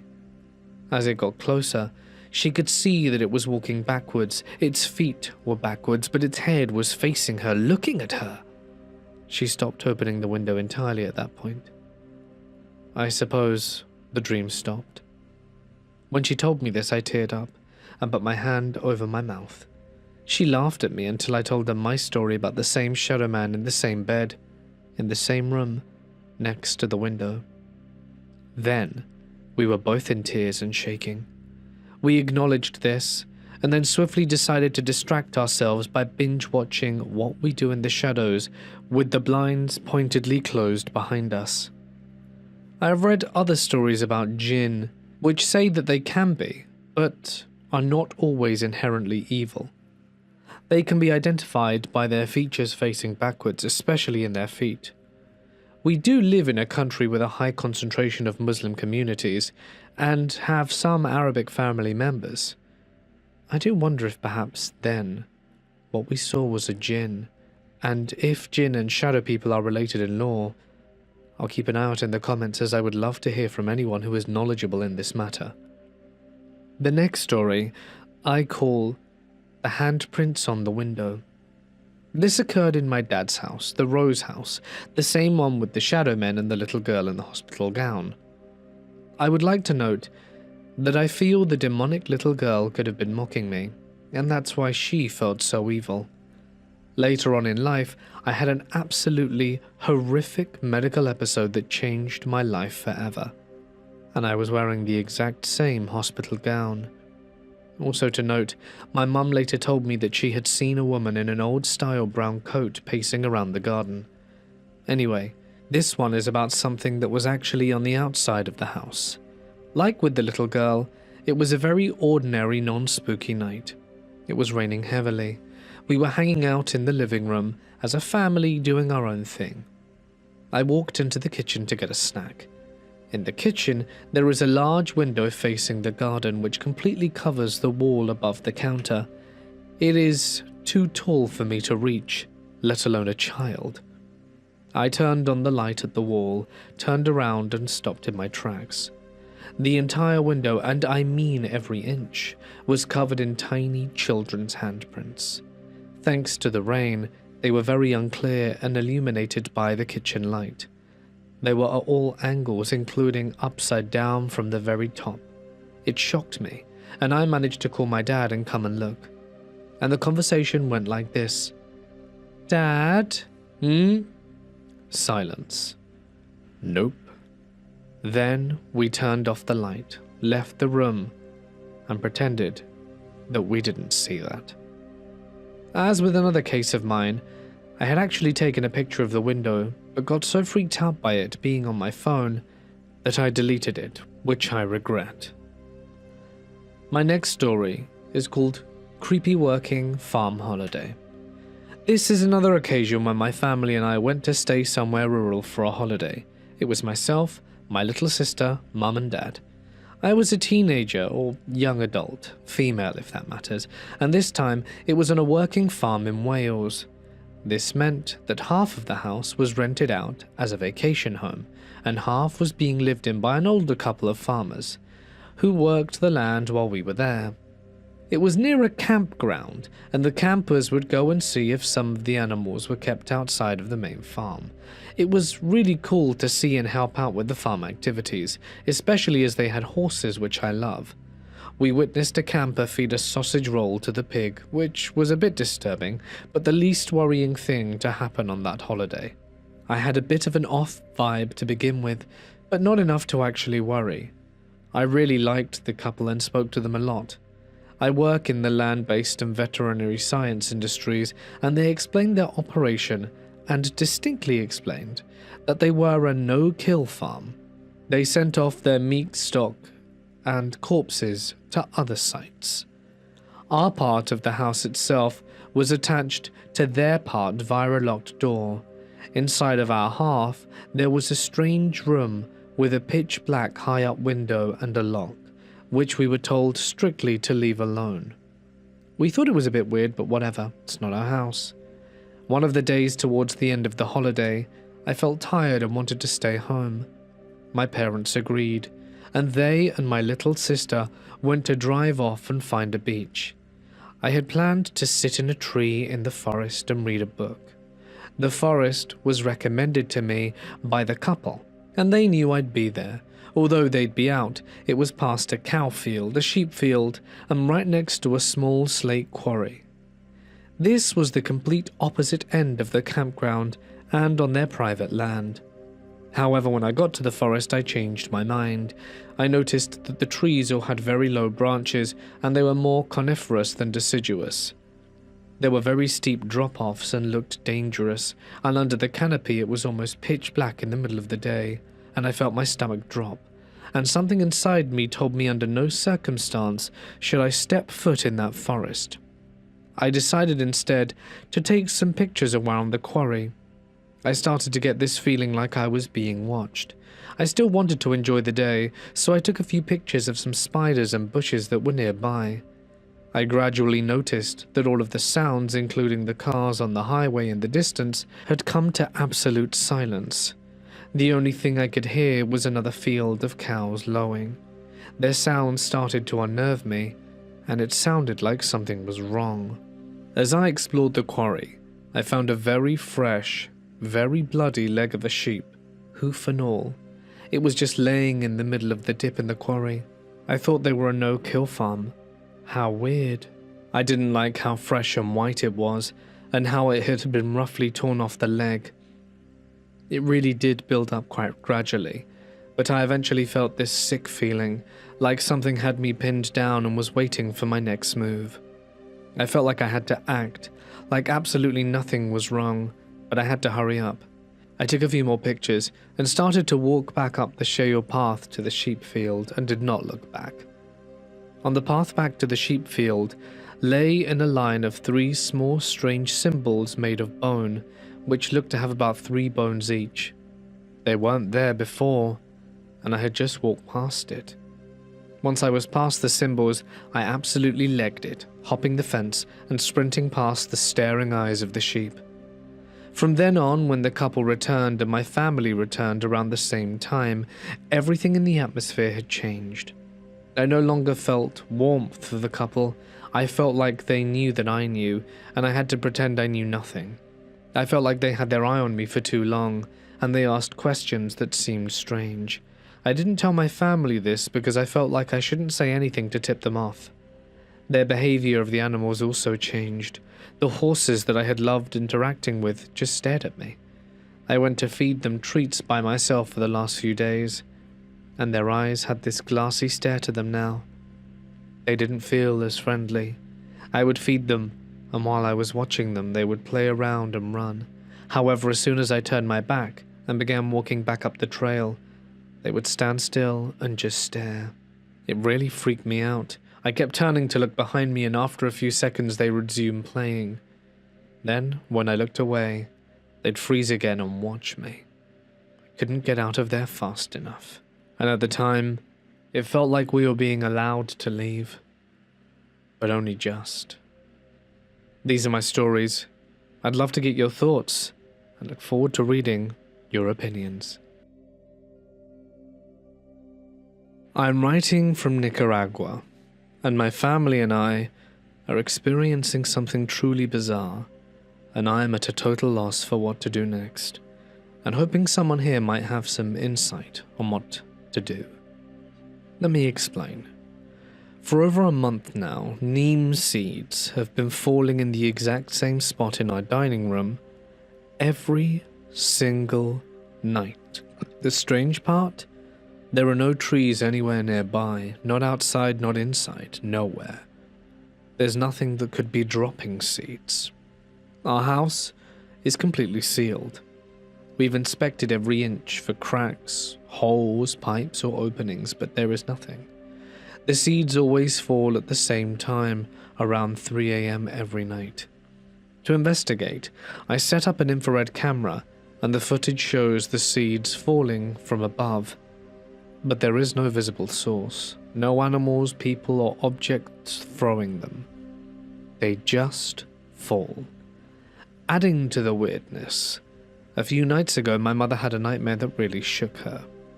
In the dream, she saw a black creature on all fours approach her, grab her hand, and try to bite her. She woke up terrified. This dream happened after the seed phenomena had already started, and it has left us even more unsettled. Here's what we've ruled out so far. No animals like rats, bats, or birds, as there's no access point. No attics, drop ceilings, or hollow walls where seeds could be accumulating. There are no tremors, vibrations, or machines dislodging anything. The seeds don't appear anywhere else in the house, only that one specific spot. And we've ruled out a prank or human interference. We've tried to debunk it logically, but nothing explains it. Has anyone ever heard of something like this? Seeds or natural objects appearing indoors without explanation? Could it be some kind of paranormal manifestation or spiritual message? If so, how do we approach it? Are there any methods to investigate further? We are genuinely disturbed and want answers. I'm open to both rational and respectfully spiritual explanations. If anyone wants to help analyze, I'd appreciate your guidance. This had to have been when I was around the age of 9 or 10.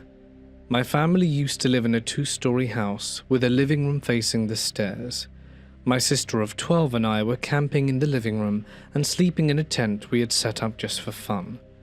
At some point, I'm not sure if I had woken up or had barely been falling asleep, I noticed a wizard-like figure going down the stairs.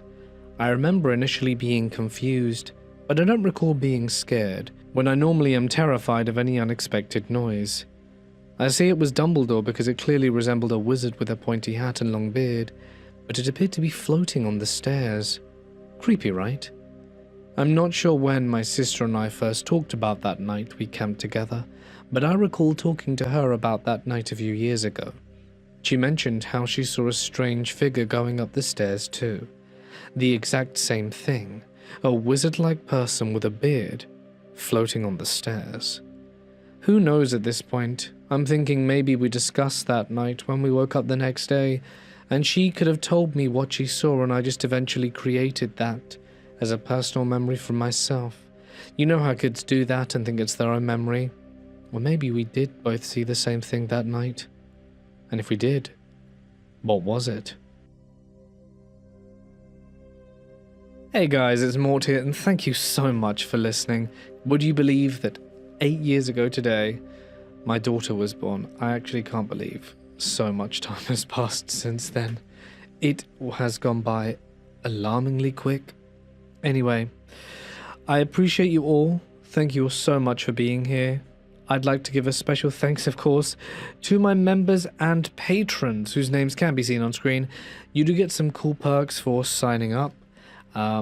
Exclusive content and the like, and if you would like some of that, feel free to check the link down below. But that's it from me, guys. Stay awesome. I might throw together a cheeky comp and release it tomorrow, maybe, but we'll have to wait and see, because tomorrow is Pandora's birthday party day, so yeah, gonna be busy, but hopefully we'll see how you guys feel about this video to make that decision. But if not, I'll see you again soon. Good night. Good evening all, and welcome to day 3 of Ghost Week. Tonight I've got a collection of demonic, scary stories for you to enjoy. So get comfortable and let the darkness take control. When I was 4 years old, my 7-year-old sister died. It was a sudden death. A bike hit her when she was with her friend. She was announced brain dead, and then a few hours later was taken off life support. My family has a lot of stories about the paranormal, and honestly I enjoy hearing about them. The night my sister died, my mum was driving past the crash but didn't know. I'm not sure what lights they were, but there were 2 lights on the car that didn't go out by themselves. Like if they were to turn off, both had to be off. It's impossible for only one to go off on its own. But my mum drove past, and one of those lights went out, and then my sister's favourite song came on the radio at the same time. My dead sister and I shared a bedroom, but I obviously got lonely since I was now alone in the room. My older sister decided to come into the room with her best friend at the time and hang out with me. We basically heard something under our dead sister's bed, and when I looked under it, I saw a little girl with no face, just voids as eyes, a white hospital gown, and medium-length, dark brown hair, and a bloody wound on the right side of her head. I honestly forgot about it until I turned 11 or 12. I was sitting in my room. We'd moved houses a few times since then, and I looked at the end of my bed, and that thing was peeking out at me at the end of it. I started drawing it afterwards, and when I showed it to my older sister, she was genuinely terrified. My sister is 24, so she remembers our sister a lot better and says it looks exactly like her. The weird thing is, I wasn't allowed at the funeral and never saw my sister's body after she died. Turns out she had a head wound, which the demonic attachment had. I believed it disguised itself to look like my sister, but after I started calling it out for what it really was, it stopped pretending. I didn't see it for a while. My younger sister, who never met our dead sister, began seeing it as well. And just as I thought it was gone, I saw it in my mum's car. A dark figure with creepy eyes, but I knew it was the attachment. I get a horrible feeling of dread when it's near, and I was terrified. I've never been scared of it before, but there's something about it that just looks drop-dead scary. Who knows if my house is haunted too, but whenever I'm home alone, I hate going near my mum and little sister's room. Like there's just a horrible feeling I get. Maybe that's because a few times I've looked into my sister's room and seen something similar to what I saw in the car. And my mum tells me she hears a child running around her room and sitting on her bed at night. What do? I don't really believe in God, but honestly I'm tired of this demon and I want it gone. I believe I spoke to my dead sister with paranormal rods at her grave, and she said she wasn't at peace because of the demonic attachment. She says she's trying to keep me safe from it. I take any advice. I want it gone, but I also want my sister to finally find peace. This all happened in 2014. I'm a reverend from one of many churches in my country. Our church sends out its ministries to places around the country where they are needed. And for my sins, I was sent to a very small remote town right in the middle of nowhere. It's a little town where everyone knew everyone. The church also owned a house that was used by the minister of the church, so we moved in. It was my family, that was my wife, my toddler and myself. It was an older house, perhaps built in the 40s, and it housed many ministers and their families before ours. We stayed in the house for about 3 months before colleagues of mine and people from the town started asking how we were doing in the house, if we heard the noises or the footsteps yet. I found that a very strange question because we had not heard anything. In fact, coming from a busy city, we almost complained that it was too quiet. In the 5th month, I had to leave my family for a church affair. That meant leaving them alone for 4 days. I was a little uneasy about this, because there was a crack in the fence around the property, and I was concerned for my family's safety. To be clear, I had no concerns about the paranormal. I had concerns about the criminal aspects that could harm any family, mine especially. I would speak to my wife every day, and she would complain about hearing footsteps by the bedroom windows at night. She would hear whispers at night, and the like. We thought it was people trying to break into the house, nothing more. I returned from church business and the noises ceased. In the weeks to follow, I got myself a surround sound system for my TV and hooked it up. That Friday evening, I felt like testing it. So I chose a movie, Mama, because I loved the movie and thought the jump scares would be epic through the surround sound. This was not my wife's thing, so we said goodnight to our baby girl and placed her in the cot in her bedroom. I said goodnight to my wife, and I went to the TV room to start my movie. The surround sound system really did its job. I got proper scared many times in the movie. Then all of a sudden, I heard this very loud, very angry scream that chilled me to the bone. My heart was racing. I had goosebumps all over. I paused the movie and listened, and all there was silence falling over the house. That was when my baby girl began to cry. She was squealing so desperately that I knew something wasn't right. My wife is a very good mother, and so I thought that she would go to see our baby girl, but nothing. Our baby just continued to squeal and cry.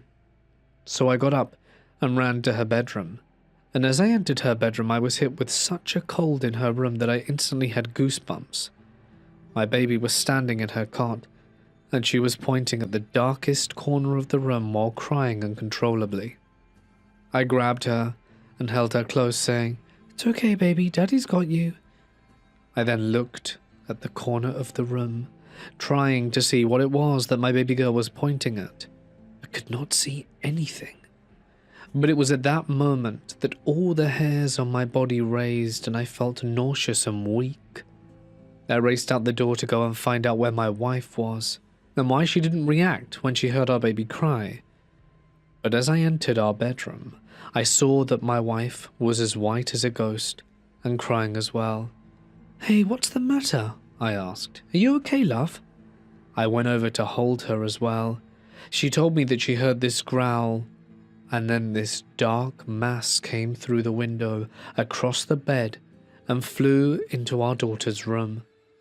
She said she couldn't even move, even though her maternal instincts begged her to. She was paralyzed. I thought to myself, what am I to do about this? I then reminded myself that I am a representative of God. I have the authority to handle this entity, so I grabbed my Bible and my anointing oil and started to bless the house. I started way at the bottom of the house, every window, every mirror, every doorway and passage. I blessed the house. It was going so well, and after every room I felt more and more confidence. But then I got to the room where my baby girl slept. As I entered the room, I felt weak again and nauseous. I felt depressed and overwhelmed by all kinds of negative thoughts. I remember that there was this thought in my head that I have blessed the house, and now I can stop. But then all of a sudden I continued with the blessing and the anointing of the house and moved closer and closer to the corner and rebuked the demon in the name of Jesus Christ. I remember reading Psalm 91 right there. I said a prayer of protection over my daughter's cot, and I still thanked God and joked, "This room is now clean." I then went to my wife in my bedroom where the two ladies were waiting on the bed. I anointed them with a cross on their foreheads, and my wife anointed me on mine, and we prayed as a family. My wife and I finished off with praying the Lord's Prayer, and what was amazing is this. The moment we said amen, there was a smell of flowers that filled the air, and with that came a feeling of complete peace, and we slept soundly that night. Interestingly though, my wife never heard the voices or the footsteps at night again. It makes me wonder if they were all connected. We have since moved on, and I'm serving another church now. But I will never forget the day that a demon came for my daughter. I will never forget the power that can be found in the Lord and the power of prayer. My name is Anthony, and this is my story about an exorcism I witnessed with a group of friends while living in Alabama in 2021. Everything in this story is 100% true. As you'll soon discover, there were multiple witnesses of the event. It was something I never thought I'd experience in my lifetime, but I guess life is full of all sorts of surprises. Before diving in, here are some key details. I had moved from Illinois to Dutton, Alabama in 2020, where I would end up with my ex-girlfriend, Luna. Since late 2018, Luna had taken a liking to my music and artwork on social media. Over a course of time, we got to know each other very well. We lived a distance away, however, as I was living in Illinois while she was over in Alabama. We would plan trips to see each other, which eventually turned into a relationship. However, she was still living with her ex-boyfriend Sven. Sven had been in her life for over a decade, but their relationship had been broken for many years prior. They were basically just best friends living together, and when COVID hit in early 2020, I made the choice of moving in with them, as we were uncertain of getting the chance to travel while COVID got increasingly worse. At the time, Luna was also polyamorous, so we had come to an agreement to keep our relationship monogamous if we wanted to be together. I was skeptical at first, but took the risk. Sven and I got along fairly well though, and he became a good buddy of mine. He was a huge history nerd and collected a bunch of historical antiques and weapons. I settled in nicely to the complete change of living in Alabama, getting to experience a whole new side of the country. Even if I was living in an older house in the middle of nowhere, surrounded by cropped farmland and cattle, I was still happy. In early July 2021, Sven, who had been single for quite some time now, met a girl called Sally at his job while working at Walmart. She approached him, as she felt drawn to his energy of sorts. They quickly took a liking to each other and started hanging out more. Things were going fairly well for them throughout the beginning of their relationship. From what I've seen, she was very kind and intelligent. She loved to laugh and occasionally indulge in smoking bowls.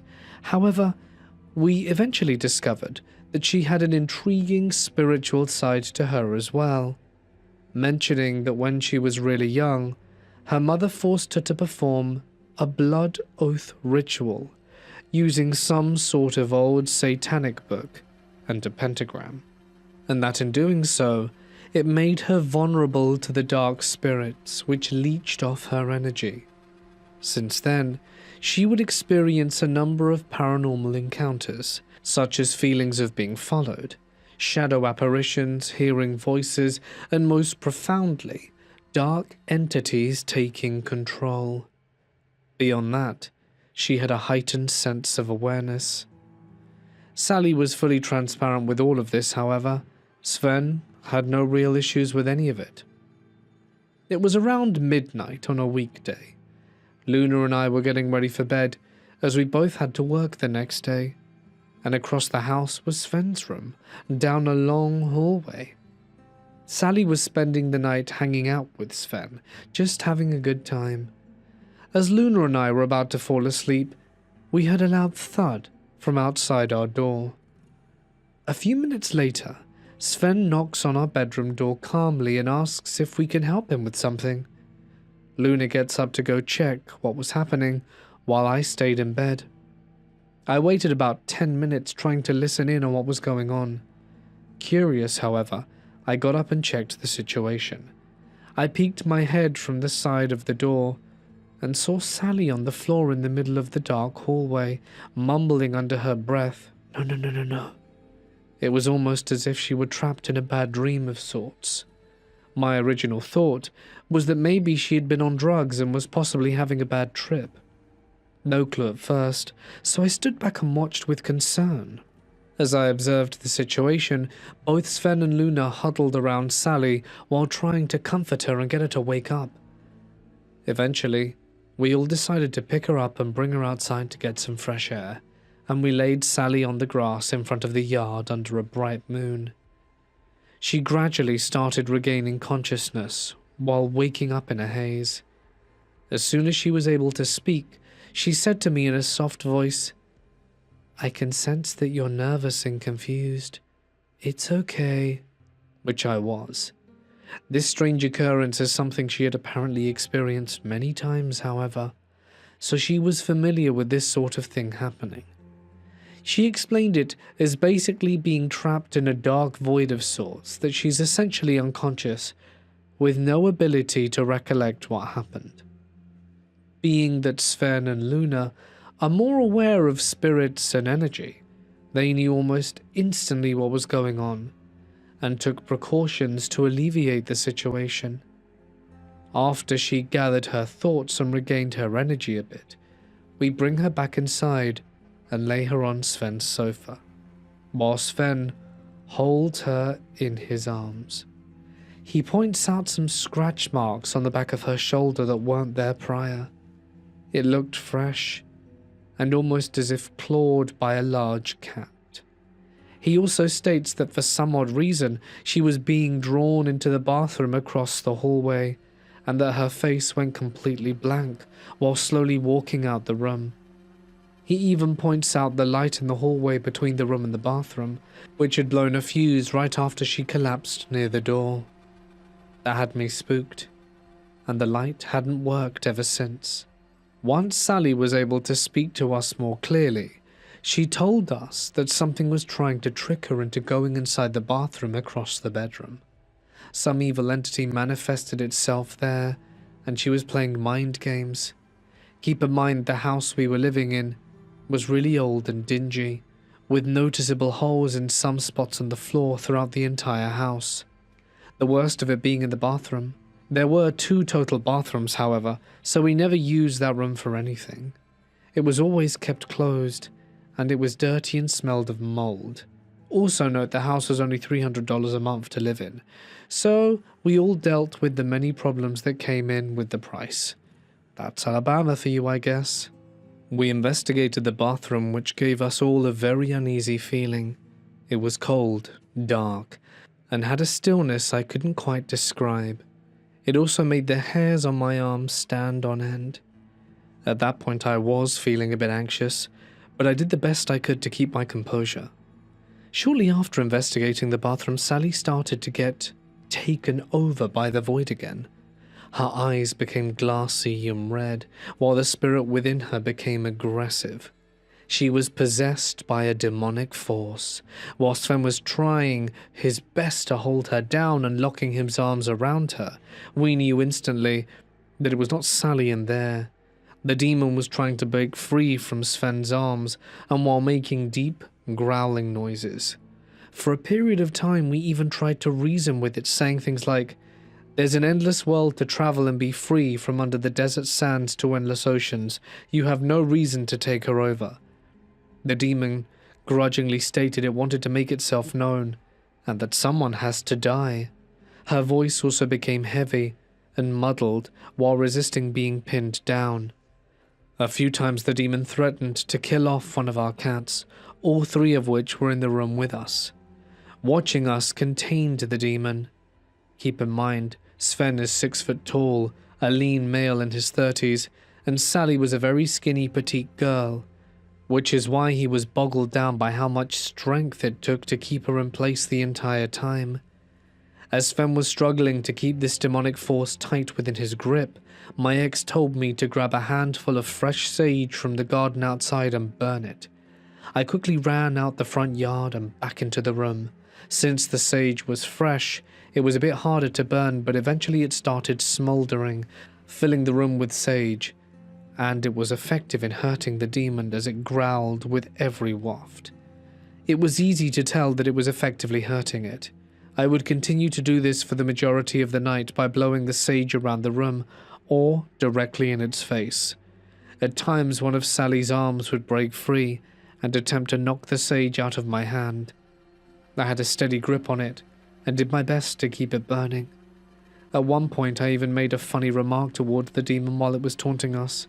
"Who pooped in your cornflakes?" Strangely enough, it chuckled slightly with a deep tone. During this process, we also played spiritually empowering music and tried to channel our energy as a group to cleanse the room and fend off the unwanted guest. We kept fighting for several hours until the sun came up.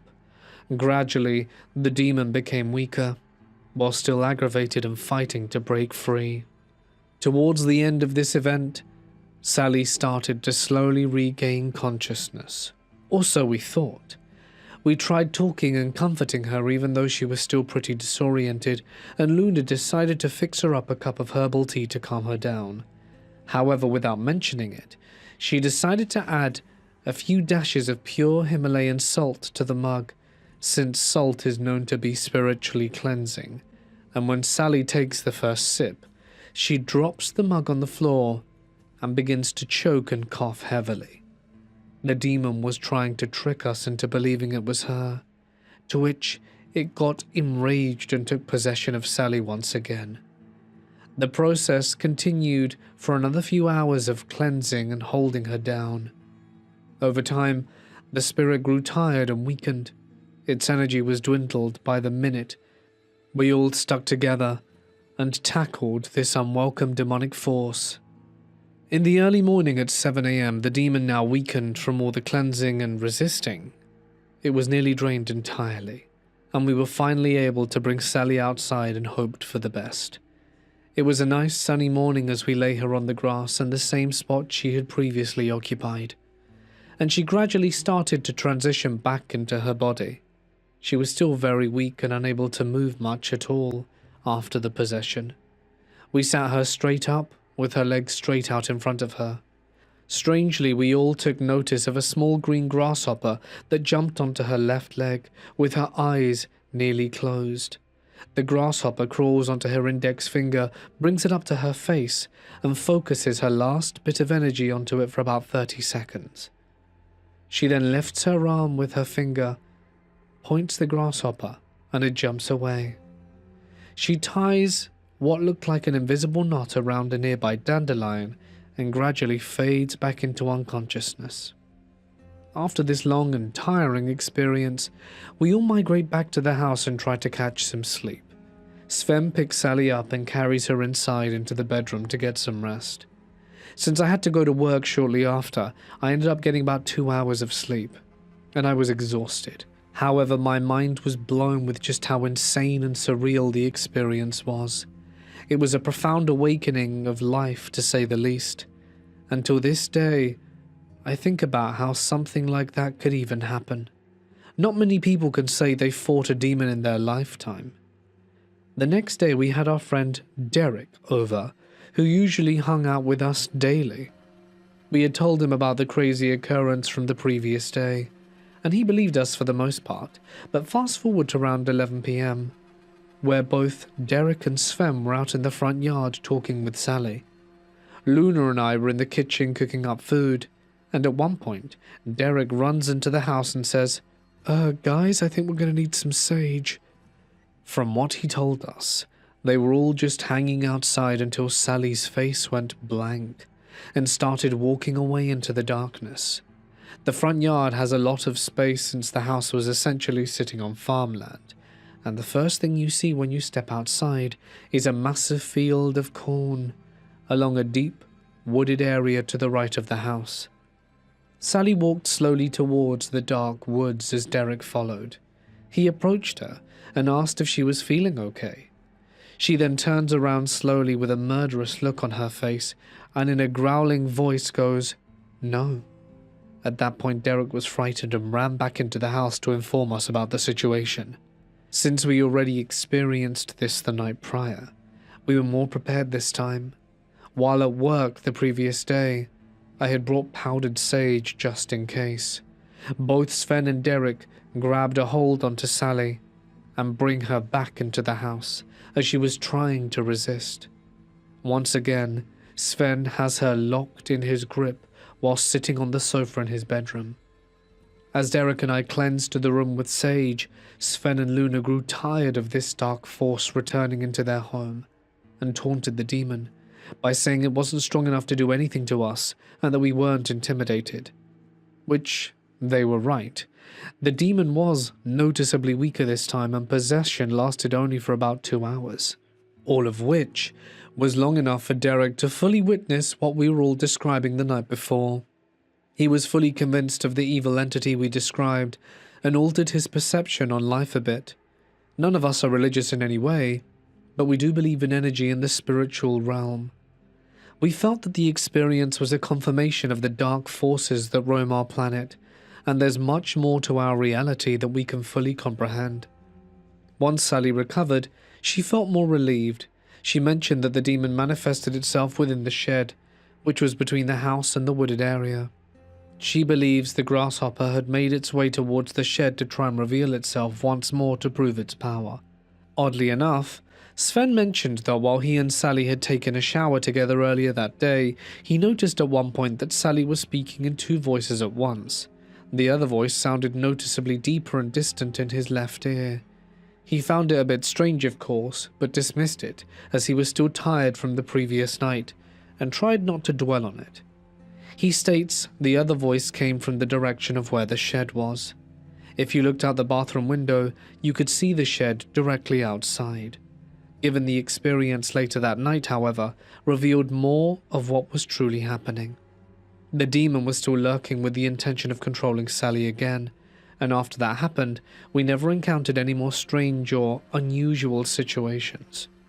We would go on to tell our story to friends and family, where the majority of them would mostly believe what happened.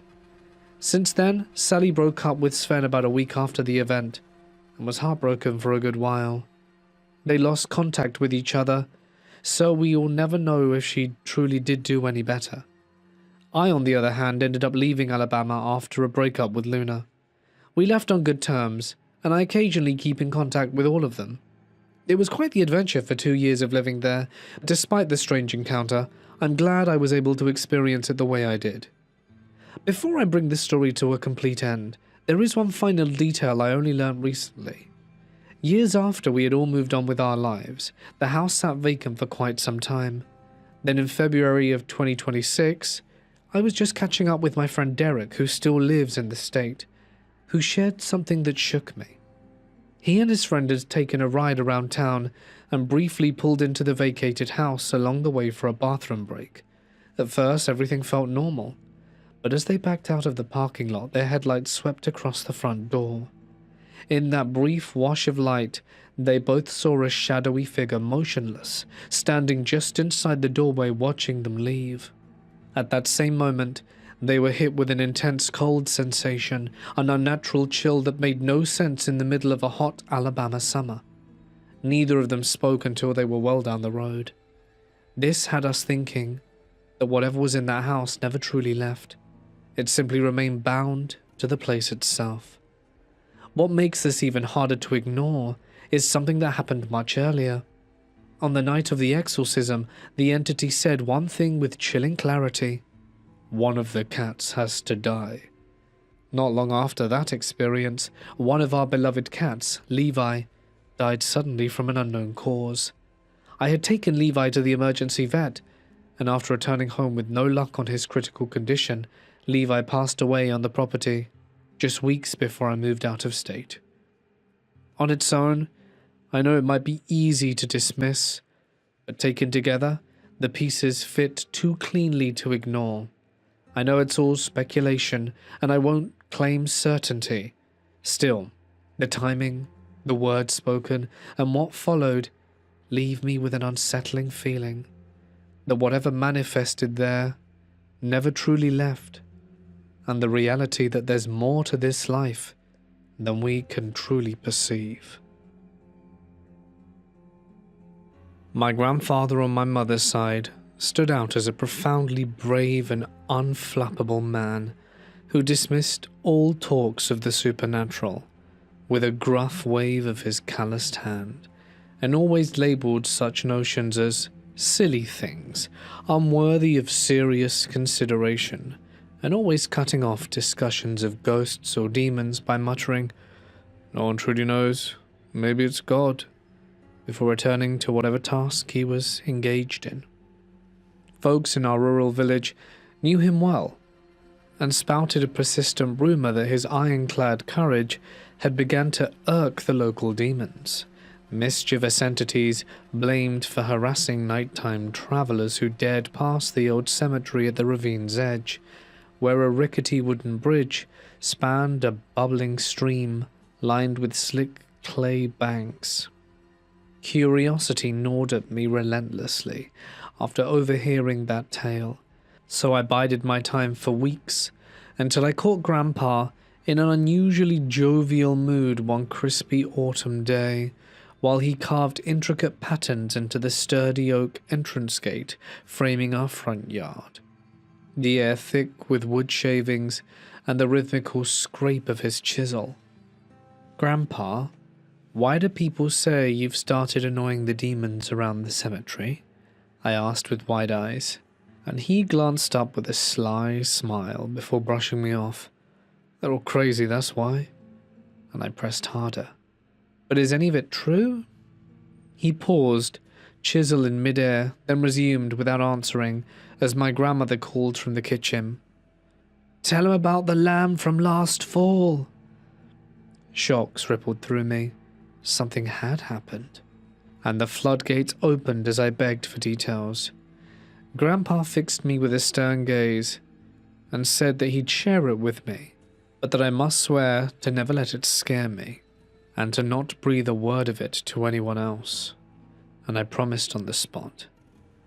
He went on to tell me that one rainy night last fall, he trudged along the village to deliver fresh cheese to old Mr. Petrov on the far side of the ravine, beyond the creaky wooden bridge and the cemetery where twisted oaks clawed at the foggy sky.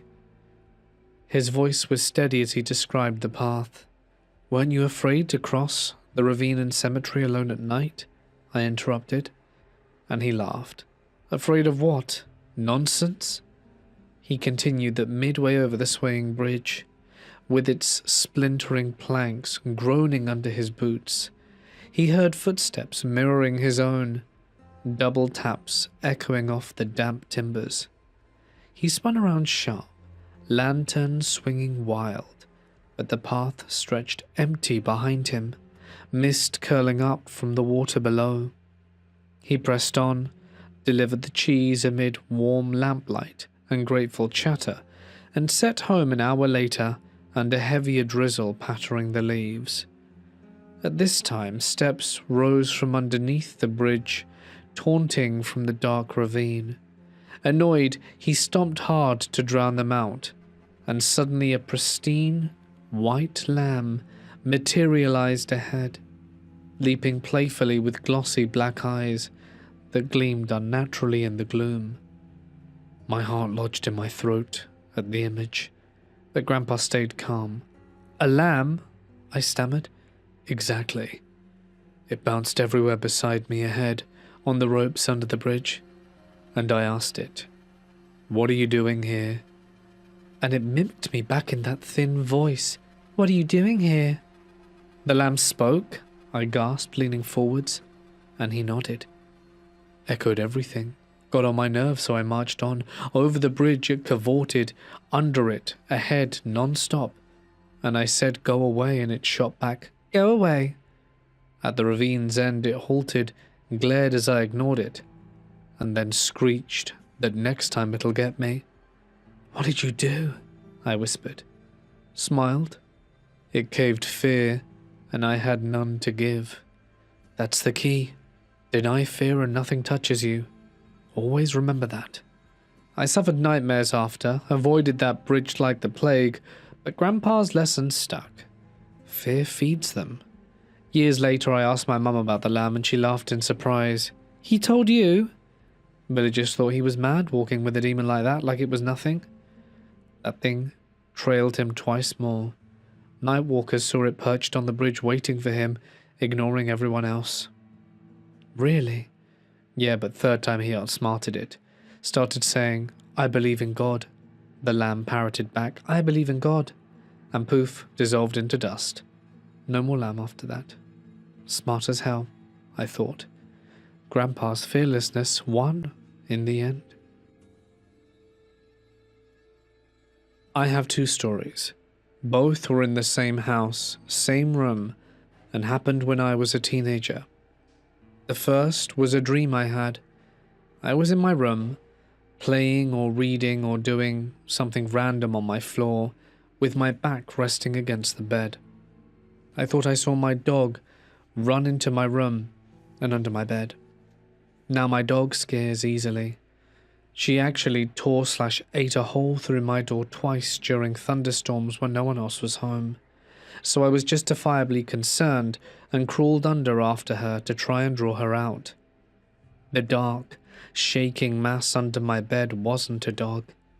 In the dream, it was a demon or something similar. I remember the speed it moved, the cold feeling that washed over me, and then things got weird. Good at first, like it was trying to entice me into agreeing with it. Then it turned dark, and I was doing everything I could to nope the hell out of there. I woke up mid trying to fight it off. Just a dream, I thought. That's what I thought, and honestly kept trying to tell myself. Next morning though, I had bruises and scratches all over, including places like my back, where I couldn't reach to do it myself in my sleep. I slept alone that night too, with no dogs or humans in my bed, so no way someone else could have done something. The next time I was awake, it was night, and I was trying to sleep, but I just couldn't relax. Tossing and turning for hours, I rolled over and my hand hit something cold and hard, like a block of dry ice in my bed. After jerking back at first, I reach out again to see if I was just imagining things. It was too dark to see, but I could feel the air move as whatever it was moved as soon as I touched it again. It grabbed my hair and dragged me towards the headboard. That was the only time in my life I was literally too scared to scream. My head couldn't fit between the wooden poles in my headboard, and I was freed after a few seconds, and spent the next hour in the middle of my bed, constantly rotating to never have my back turned for more than a few moments in any direction in an attempt to calm down. Once I did, I turned on my light, grabbed a flashlight, and looked under my bed, but there was nothing there, except for a clump of my hair by the headboard. Could have just been my hand falling asleep. The first could also have had some realistic explanation, but both of my siblings and I have many stories from our house, and a lot of them match up even when we mentioned it to the other before it happened to both of us. We switched rooms at one point, and I was telling them about something I saw, and they were like, "Yeah, that happened to me for years. It's why I slept with the door closed now." So either we live in a haunted house, or we ourselves draw stuff like this in. I think there must be something demonic in our home. For as long as I can remember, I have been tormented, terrorized, hurt, and gnashed by the same entity every other night. It started with no violence when I was around 14. Back then I was living with my dad, my little brother, and his girlfriend's kids. Me being the eldest child, I occupied the upstairs loft. When we first bought the house, the stairs were old, so we built new ones. It was nothing fancy, just screws and 2x12 planks, but the fresh wood made it easy to tell when someone was coming up or down the stairs. Although sometimes after I would get home and Dad was still at work, I would be in the loft changing for football practice, and the stomping up the stairs would commence, only to turn and see no one. At the time I was shaken, but didn't think much of it.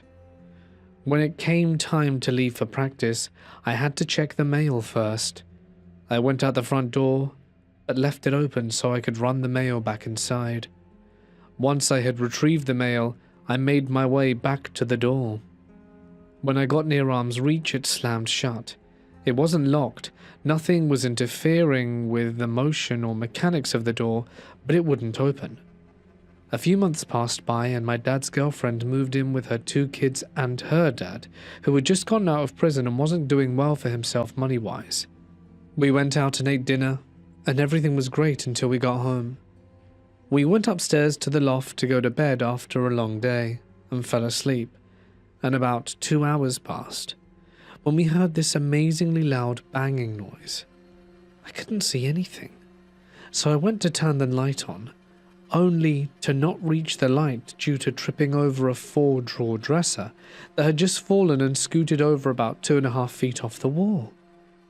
There had been a bunch of smaller things like that here and there over the years, until I reached the age of 19, when I was living in Hutchinson with my brother and sister-in-law.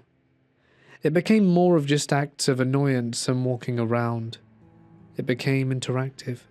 It would grab me, poke me, blow in my ear and many other things, and eventually it began to try and trick me or play games with me. So me and my sister were home. Me and my brother worked together, but I had stayed home sick that day. I had gotten up that morning to shower and freshen up, hoping that it would make me feel better, and about 5 or so minutes into my shower, my sister started to holler at me telling me to hurry up, that she needed to use the bathroom. So I stopped the water and told her I was sorry for taking my time and that I would be out in just a second. I finished getting dressed, hung my towel and opened the door. When I came out to let her know I was done, I found the house empty. She'd been at work since 5:45 that morning and it was 9 a.m. and didn't get off until 4. What could have happened there? What was it trying to do? I still wonder to this day. Well, anyway, then came the terrors. Everything was going great throughout the day until I went to sleep. I hadn't had any night terror experiences until this. This is the night I feared for my life. I had a new job at this point on the second shift at a fab shop in Yonder, Kansas. I wasn't sleep deprived. I got checked, nothing was wrong with me. This was a night terror. I don't know if it was the same entity that had been around me for these past 8 years, but that night, it would get violent. I got home that night and everything was fine. Nothing weird had happened and I got out the shower and went to my room. When I laid down for bed, I plugged my phone and went to fall asleep. I had this nightmare that I was completely irrelevant to anything that had happened to me. But this was just the start. In that dream, I was fully awake. I could feel everything. When I jumped, I felt myself wake up. This happened about 2 or 3 more times back to back. I woke up out of 3 dreams, 3 consecutive times that same night, each worse than before. I was wide awake at that point. I couldn't do anything to stop what happened next. I was just laying there on my phone while it was charging. I had it in my left hand resting on my chest watching Facebook reels when next thing I know my cord gets pulled from the wall and my phone goes with it. I'm shaken. I don't know what to do. Then I completely freeze. I physically cannot move. All I can do is move my eyes and barely swivel my head to and fro. My breathing is held at a very slow rate and I cannot speak. I tried screaming over and over again but couldn't speak. I eventually built the strength to throw myself off the bed and tried telling Siri on my phone to call my sister. I knew I couldn't speak. But if I could just get her to answer the phone, she could at least open the bedroom door and help somehow. I tried for what felt like hours to overcome whatever was attacking me, and eventually my movement became more free and I climbed, using only my arms to the door and out to the living room. I turned on every single light in the house, including the TV, and sat there for hours, not caring about losing sleep for work. As the night went on, it was hard to think about and comprehend what had just happened to me. I'm a huge believer in good and evil, the blessed and the wicked, which is exactly what made me think. This was a demon. Could it be the same one that found me when I was 14? That I can't say for sure. Maybe one day I'll find out, but for now, I'm just going to keep dealing with it. I'll figure it out one day. Hey guys, it's Mort here and thank you so much for listening. I hope you've enjoyed tonight's demonic tales, and if of course you did, you can let me know down below. And I will be back again tomorrow to carry on with Ghost Week. We're going to be heading into the haunted hospitals for a very special and favorite topic of mine. So be sure to come back then. I'd like to extend one final thank you to my members and patrons whose names can be seen on screen, and I've actually posted some free stories over there on Patreon, so anyone can access them. You just got to follow it over the linky thing and you can listen to them for free. But that's it from me, guys. Stay awesome, and I'll see you in the next one. Good night. Good evening all and welcome to day 2 of Cryptid Week. Tonight we're going to be heading into the deep woods for a chilling collection of Bigfoot scary stories. I'd like to give a shout out first though to Maltese Mike. I really hope that your treatment is going well and that you're fully recovered soon. Stay strong, my friend. But for now, it's time to get comfortable and let the darkness take control. A few days ago, my grandmother shared a story from her childhood that she had apparently kept mostly to herself for decades, and the way she told it made it clear to me that the memory still upsets her all these years later. So when she was around 8 years old, she lived with her sisters and parents in a very small house sitting alone in the middle of a wide open field. It was far removed from town and separated from neighbors by miles of farmland. The house stood isolated against the landscape, with thick clusters of trees lining the back portion of the property, forming a dark wooded barrier. A single narrow dirt road connected their home to the outside world, stretching out across the field in a long strip of pale earth that turned to mud whenever it rained, and made it difficult to travel during certain seasons. One night in May of 1964, after an ordinary evening, she and her sisters went to bed as they always did, sharing a small bedroom that barely fit their beds in a dresser. She told me she had been asleep for roughly 2 hours when she suddenly woke without understanding why, immediately overwhelmed by the intense sensation that someone or something was watching her from outside the room. Their bedroom had one small window positioned high on the wall, and sitting roughly 6 feet above the floor, which meant no one could casually glance inside without making a deliberate effort to reach it. As her eyes adjusted to the darkness, she slowly turned her head towards the window, and that was when she saw 2 glowing eyes staring directly at her from the other side of the glass. She described the eyes as bright and reflective, rather than softly illuminated, positioned high enough that whatever they belonged to would have been standing well above the height of an ordinary person. Fear gripped her instantly, and instead of screaming, she reached over and shook one of her sisters awake, whispering urgently for her to look towards the window. Her sister reacted immediately once she saw the same thing, pulling the blanket over her head in panic while trying not to cry loudly. The 2 of them lay frozen beneath their covers, hearts pounding, barely daring to breathe while those glowing eyes remained fixed on them through the darkness. Eventually, after what felt like an eternity stretched thin by fear, the eyes moved away from the window and disappeared from sight without an accompanying sound that might explain how something so large had approached or retreated. Neither of them slept for the rest of the night, instead waiting for morning light to push back the terror that had filled their room. When they told their mother what happened, she dismissed the story as imagination fueled by dreams and the natural fears of children living in such an isolated place. That disbelief lasted only until the family stepped outside to examine the ground beneath the bedroom window, where they found enormous footprints pressed deep into the soil, leading from the edge of the woods up into the house and back again. My grandmother said the prints were far larger than any boot her father owned, spaced in a way that suggested long strides and considerable height, and they sank deeply enough into the earth to imply significant weight. After seeing those tracks for herself, her mother no longer brushed off the story so easily, and from that day forward, my grandmother and her sisters were forbidden from playing anywhere near the tree line behind the house.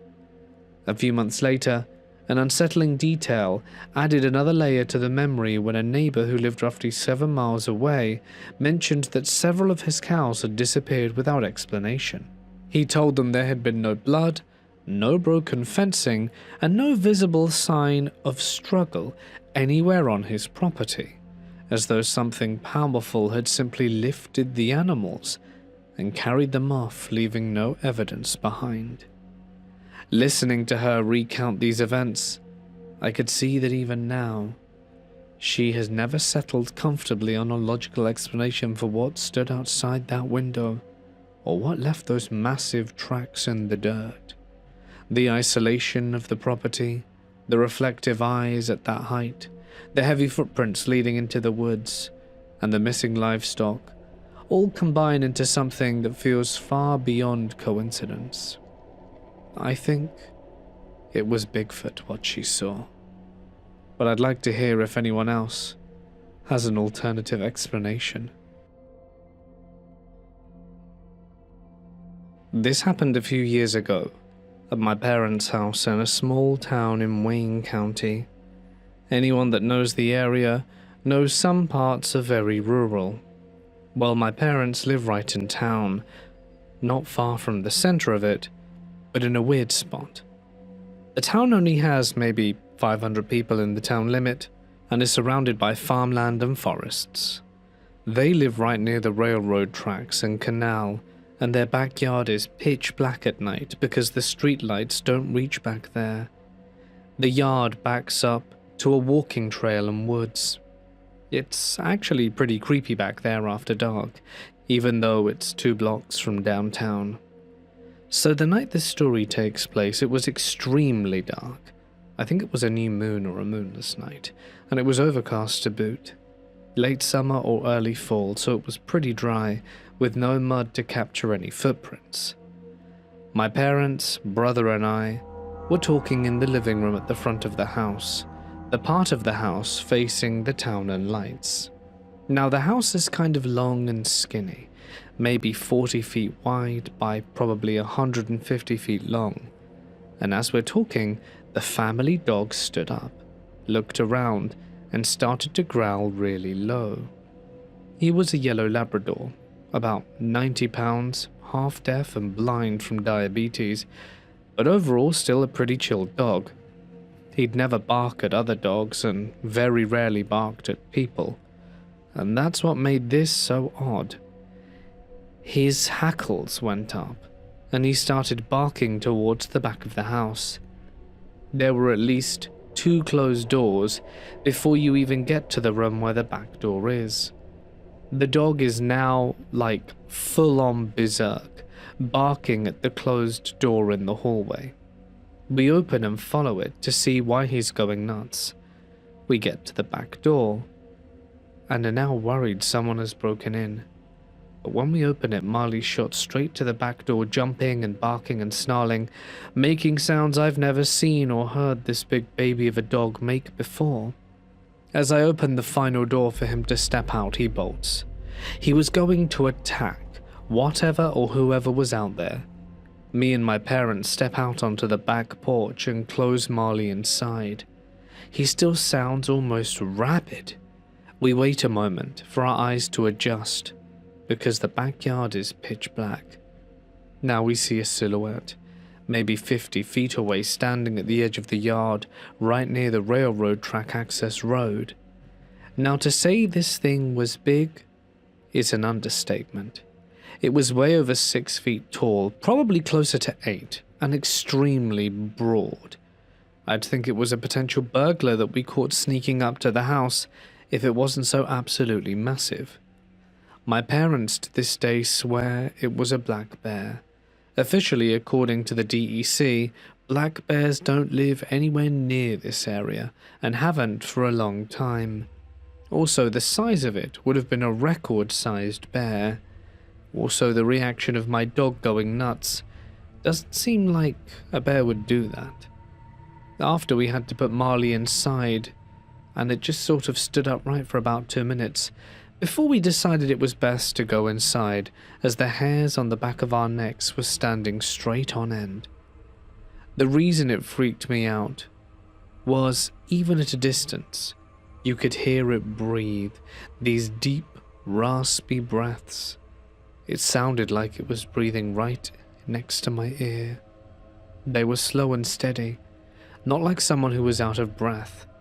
It wasn't like they were trying to make their breath sound loud, it simply was.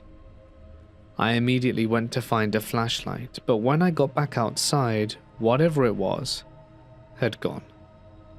There were no tracks or any fur. It was just a large silhouette that was simply too large to be a person, but acted unlike any wild animal I've ever encountered. This happened in March of 2018, when I moved from New York to Vermont and rented a house for a few months that allowed my cat and dog while waiting to close on my new home there. The winter brought particularly heavy snow that year, and the house sat up a small mountain dirt road, where if 10 cars passed in any given day, I would count it as busy traffic. I booked it through Zillow, thinking it actually lay closer to the village, but planned to stay in anyway to heal up and rest and relax after an exhaustive packing and moving ordeal from the city. Some guy friends helped me get settled up there and left after one night, with warnings not to let my dog run loose off leash due to alpacas at the next door farm, about an eighth of a mile walking distance away, though my aging dog moved slow at 16 years old and could barely walk anymore anyway. He ranked as one of those awesome great dogs you get lucky to have once or twice in your life, since he got along with anything or anyone around him. The next neighbor lived at least a mile further down the road from that farm. I settled into the lovely one-story home, which featured automated motion detector lights up the driveway running behind the house, where a huge ancient apple tree stood, with a few apples still high up, even in March, surrounded by the usual pine and birch trees across the property. Large front and back lawn areas spanned several acres surrounded by forests and old rock walls on all sides. I grew up in a New York area full of trees and forests, so felt no spookiness at first until that second night arrived.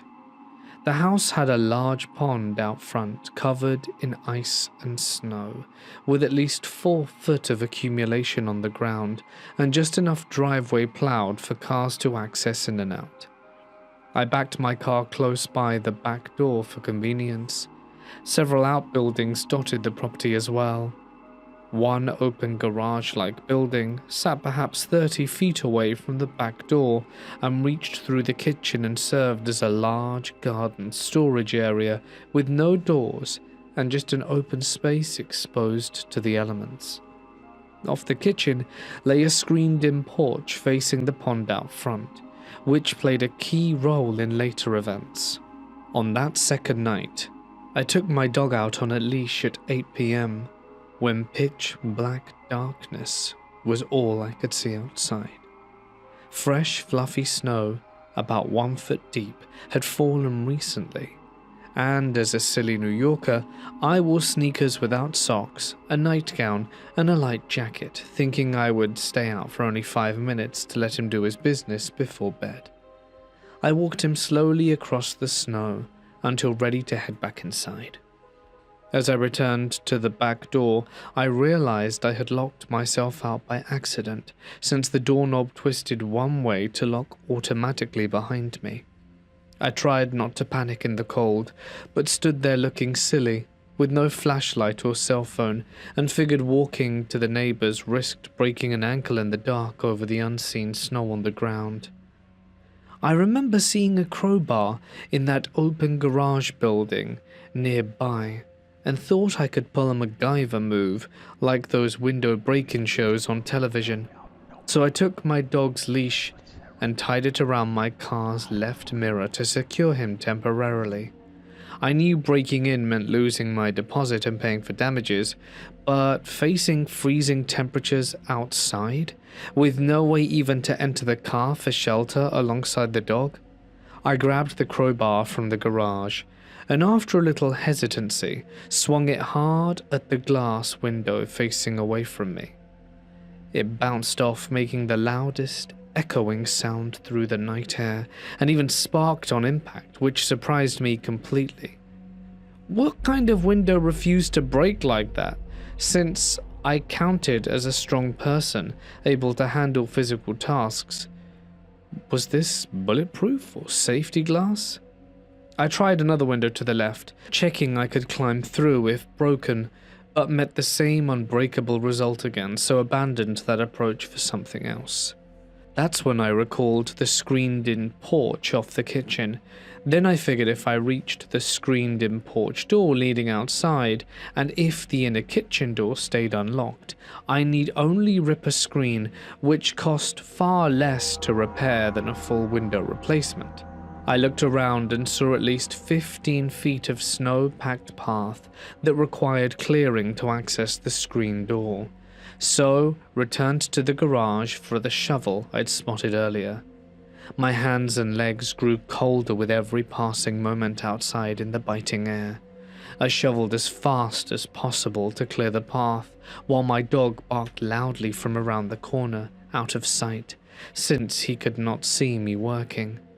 His barks echoed off the back mountain beyond the forest in the yard, and I yelled at him repeatedly to quiet down until his noise suddenly stopped, which I dismissed as him calming, since I needed to focus on getting inside quickly.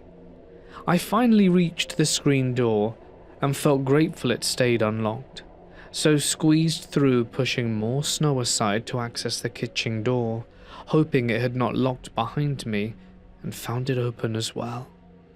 Relief washed over me completely, so I ran through the kitchen to exit the back door again, where I locked out earlier, this time grabbing house keys first before stepping out. I checked the car mirror where I tied the leash and found my dog gone, with the leash hanging loose, looking torn or chewed through, which freaked me out further amid all the other troubles that night. I walked around the back of the house calling for him, and there sat my dog, happy after doing his business, waddling slowly back towards me across the snow.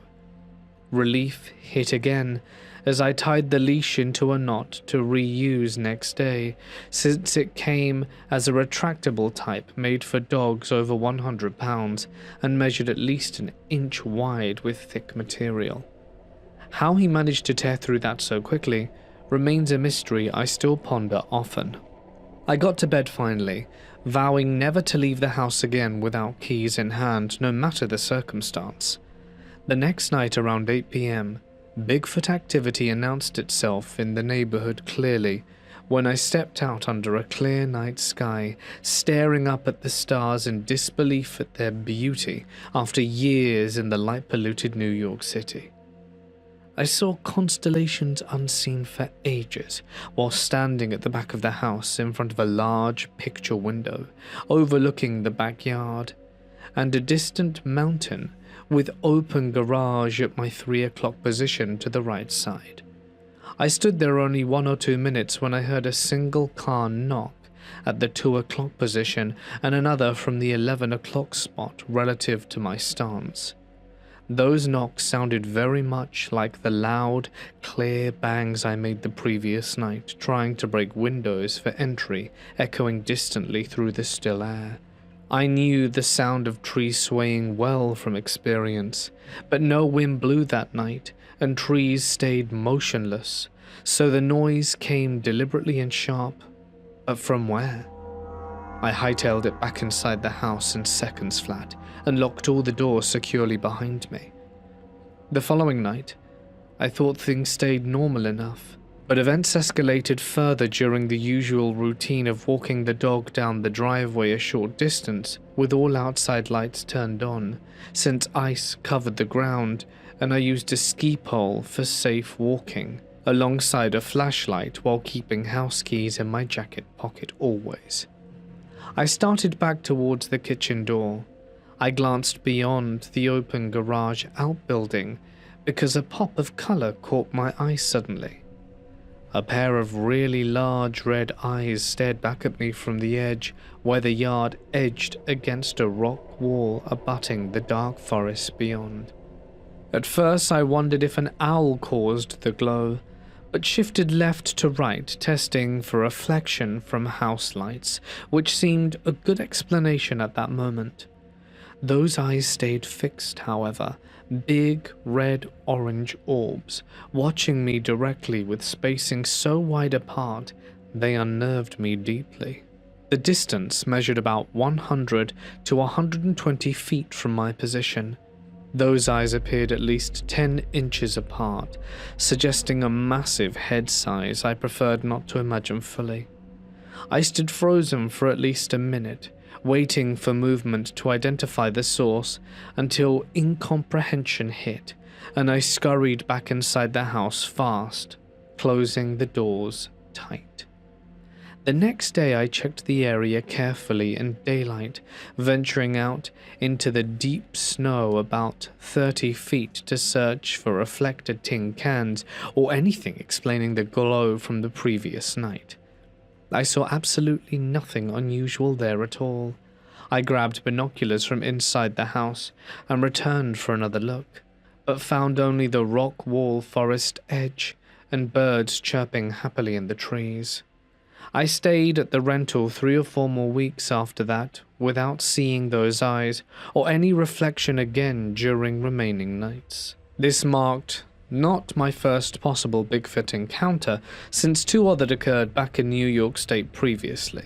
The final kicker came later when I realized a spare key hung right above the shovel I grabbed that first night, which would have let me back in immediately without all the drama.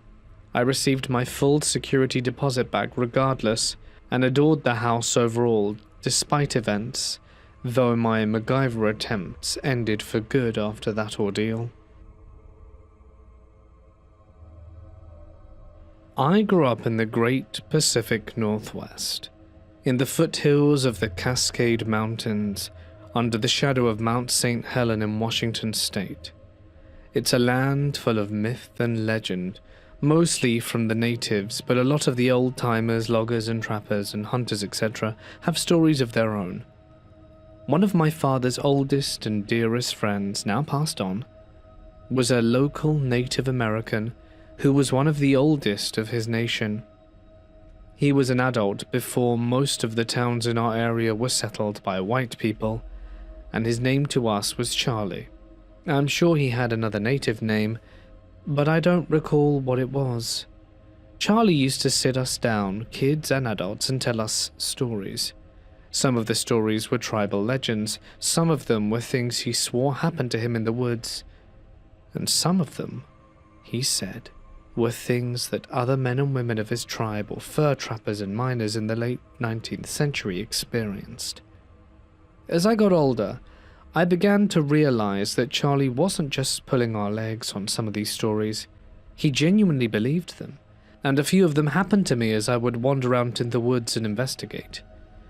The most obvious and easiest to prove was the ridge lights or mountain lights. Charlie called them a different name, and locals to this day still tell stories about them. The lights, according to Charlie, had existed as far back as man had. They would appear around the mountains on clear nights and zip around in the air. One of the local legends said the lights were the spirits dancing and playing. I first saw the lights when I was a kid, and several times since then. To me it fits the exact description of a classic UFO, lights that appear to be some form of aircraft that flew in manners impossible for current aircrafts, incredible speeds and course corrections. The last time I saw the ridge lights were in the mid-90s. I have noticed a distinct decrease in reported sightings of them since then as well, but for a while the western foothills of the Cascades were a hotspot for UFO sightings. Speaking of UFOs, it goes a bit further than just seeing lights.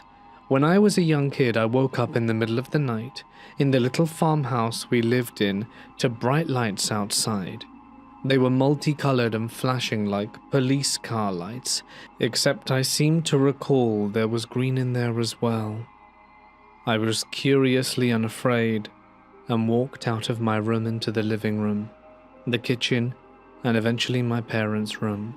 All the while, in all the windows, there were these bright lights. I tried to wake my parents up, but they were sound asleep. I shrugged it off, went to bed, and woke up in the morning.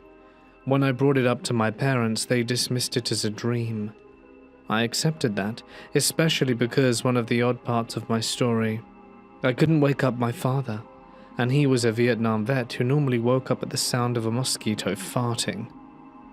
This story would have ended there, if not for our drunken neighbor. Some years later, when I was a teen, I was talking with the now dead neighbor's granddaughter. The neighbor himself was known as a drunken lout and storyteller of the first order. His granddaughter was telling me about how he used to tell these crazy stories, and one day he swore up and down that aliens landed in his field and visited him in the middle of the night. I laughed and said I think I would have seen that, as our yard is connected to his field. She agreed, said something like, "You and your parents would have noticed a bunch of red, green and blue and white flashing lights in your backyard 10 years ago." To be clear, I'm not saying I saw a UFO land in my house. I am saying I might have seen lights that match that description of lights on the supposed spaceship reported to have landed in my unreliable drunken neighbor's yard. And then there's the biggest myth of all. Sasquatch, Bigfoot, whatever you call him. Do I believe he exists? Absolutely. Even though I consider myself a man who puts science before superstition, why do I believe in him? Because when I was a child, I saw the footprints.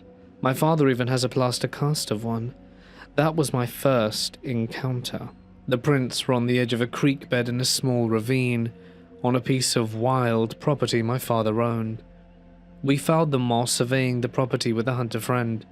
My father insisted it must have been Bigfoot, to which the hunter scoffed and said a man could have made those footprints. To demonstrate, this 6'6", 250-pound hunter climbed on a nearby log, took off his boots, and jumped down into the semi-soft ground. His size 12 feet didn't even make half the indent in the earth next to the other print. The other print was a hand longer than the hunter's, and at least 1.5 inches down. It also had an odd big toe. It was splayed to the side, kind of like a thumb. My dad consulted Charlie for advice. Charlie told him to leave Sasquatch be, and Sasquatch would leave us be. Charlie also told us how to know when Sasquatch was nearby. Nothing else would be, and sometimes you could smell him.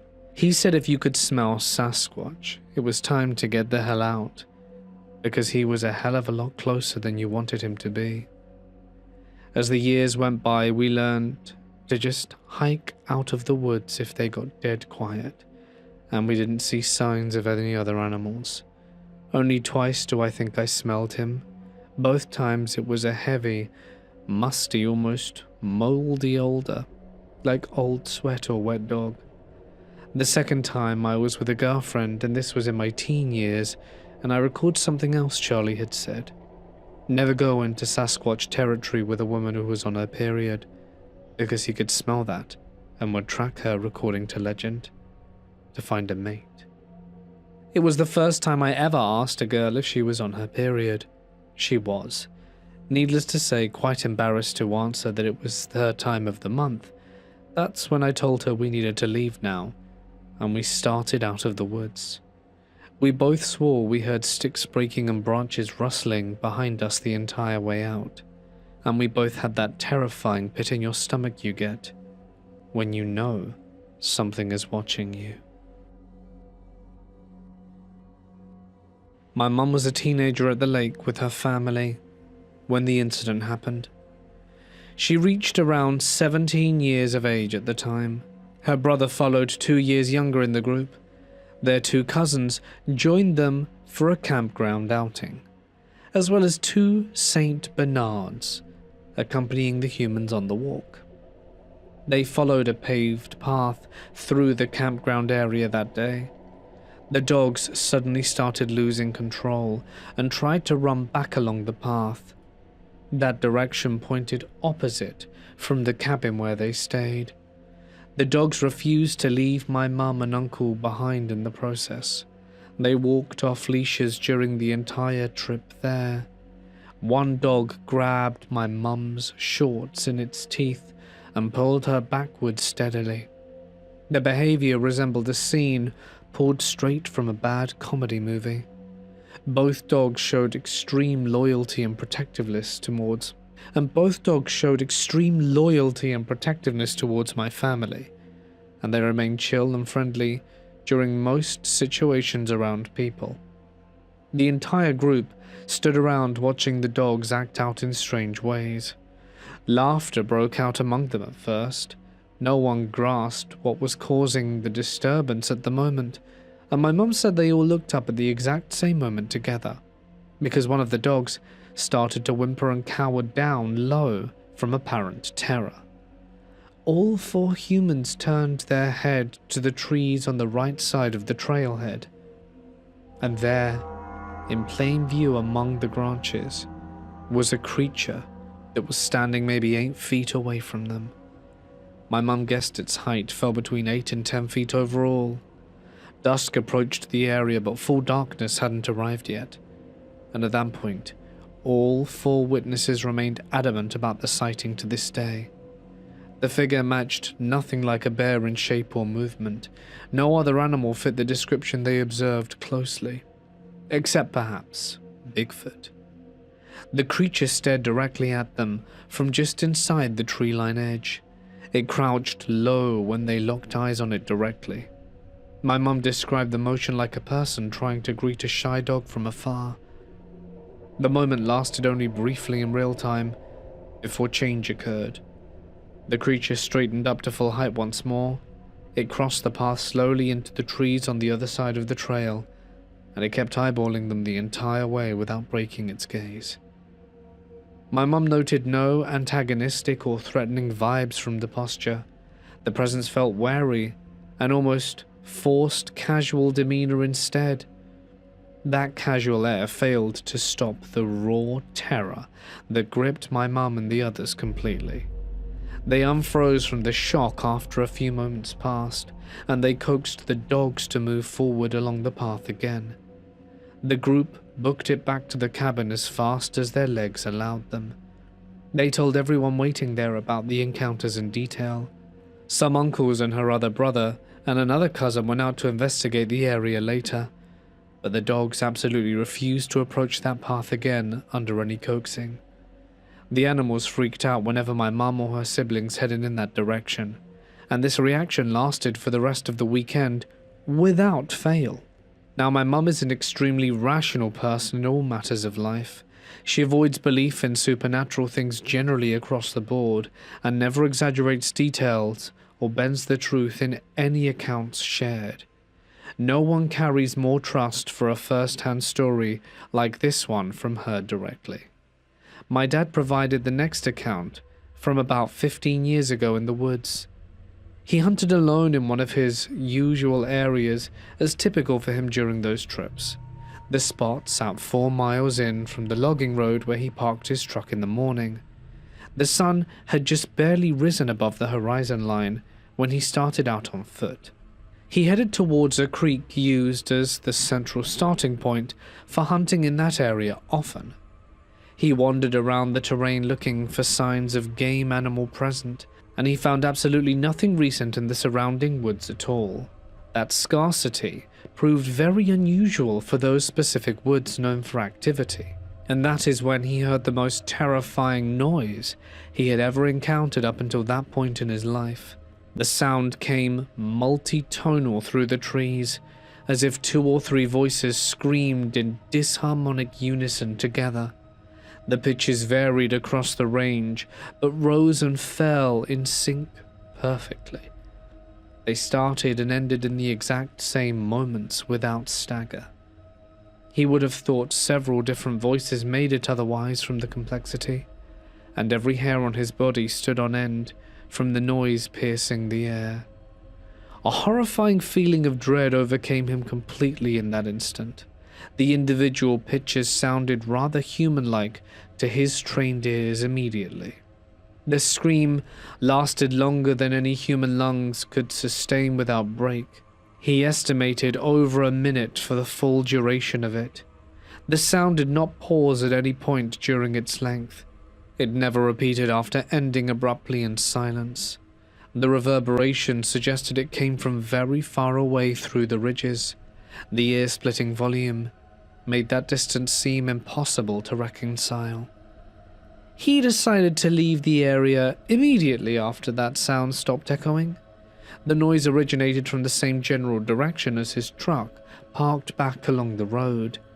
He rationalized facing a beast over getting lost in the opposite direction from there. Part of him worried it signaled an animal in pain or suffering nearby, but he could not stand that possibility without action being taken. He planned to help or end its misery if he came across it directly. He told himself a hunting cry meant the maker sprinted elsewhere away fast. His rifle would stop a head-on collision if it happened unexpectedly, and he headed back towards the truck at a full sprint through the brush, and he moved noisily on purpose to make his presence known. Anything out there already detected his position anyway from earlier. He carried his rifle ready in hand rather than slung on his back as usual, and a round sat chambered in the barrel with the safety switched off. Gun safety ranked highest for his normally in all situations. He advocated it stronger than anyone else around me, in fact. About a mile from the vehicle, he reached an area that smelled horrible beyond words. The stench mixed garbage and decay with other foul notes altogether. He covered his nose with his shirt sleeve to pass through it quickly. A pile of extremely fresh deer guts appeared in the open, clearing area. The source failed to match the smell exactly from a distance. 2 animals' worth of guts and legs sat in a neat pile arranged. The legs looked almost torn off rather than cut clean with tools. No heads, carcasses, or pelts showed nearby. Blood smeared around the area without a typical puddle from the bleeding out process. He looked around for a while to check for poaching evidence present. His passion as an anti-poacher drove the inspection forward carefully. His brain clicked to the conclusion that he had interrupted Bigfoot with his lunch. He booked it out of there to the truck without further delay or pause. He kept his pack on until clear of the mountain entirely, and he refused to buckle up until off-road and driving away. He told my brother and me this story when we got home from school that day without a mission. I felt baffled, since I had never, since that day, seen my dad afraid before. I live in North Texas, near a large wildlife refuge and a lake bigger than my hometown. One night I decided to go down the long gravel road to the dock with a female friend of mine. I usually carry a gun. I left my pistol locked in the glove box by the gate, and the road stretched out about 200 yards to the dock. About 30 yards into the trek I heard a noise on my left. The earth growled and rumbled, and I looked around to pinpoint the sound, but saw nothing. We stood still waiting for it to resume. We heard heavy footsteps instead. The paces moved without crashing or rustling, and I turned to my friend and asked if she wanted to go back. She did not know. We continued to the dock with the growling and rumbling following us. Heavy paces accompanied the sound. I reached for my right hip and was met with a blank space where my holster should have been. I'd left my pistol in the glove box. I grabbed my pocket knife and palmed it, and the rumbling continued. It impacted the air with its weight, and we quickened our pace. It matched ours but stayed in the wood, and this went on for about 300 yards, until I arrived to the dock. Bear in mind, I have hunted and camped since I was 6, and I've never heard a sound like this before. My friend sprinted to the edge of the dock. I grabbed rocks and sat beside her, and for 15 minutes it circled the area around the dock landing. Rumbles and growls emanated from 30 to 40 yards away, but darkness obscured it.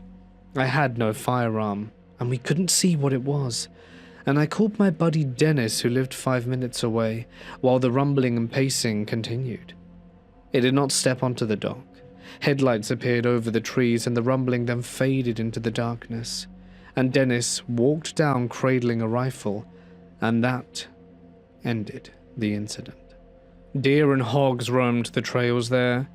I walked those paths many times alone. The gravel road cut through the thickest wood section. My friend stayed close as we walked that night. The growl first sounded like distant thunder. The rumble built from underground vibrations, and the footsteps followed perfectly in rhythm. We covered the full length to the dock, and the knife felt small in my hands. Rocks lay scattered along the water's edge. The circling pattern held steady for 15 minutes. The incident left me unsettled for months. I thought about it every night after. Cryptozoology made sense after that experience. Local cultures tell stories of similar creatures. My brother-in-law went hunting in the hill country outside Austin when he was a teenager. He positioned himself to watch an area for deer in the early morning.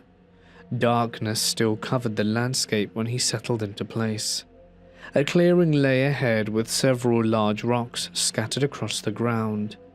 Silhouettes defined the shapes in the low light, and he waited motionless with his rifle ready across his lap. The air stayed cool and still as dawn approached slowly from the east. He scanned the clearing through his scope at regular intervals. Shadows blended the rocks into the terrain without distinct edges, but one shape sat apart from the others near the tree line. He marked it as a boulder that was too heavy to shift without machinery, and minutes passed while he kept his focus on distant movement among the oaks. Well, at some point, he lowered the scope to rest his eyes, and that's when he looked back across the clearing with naked vision. One of the rocks stood upright from its position. The shape rose smoothly to full height. It turned away from him towards the woods.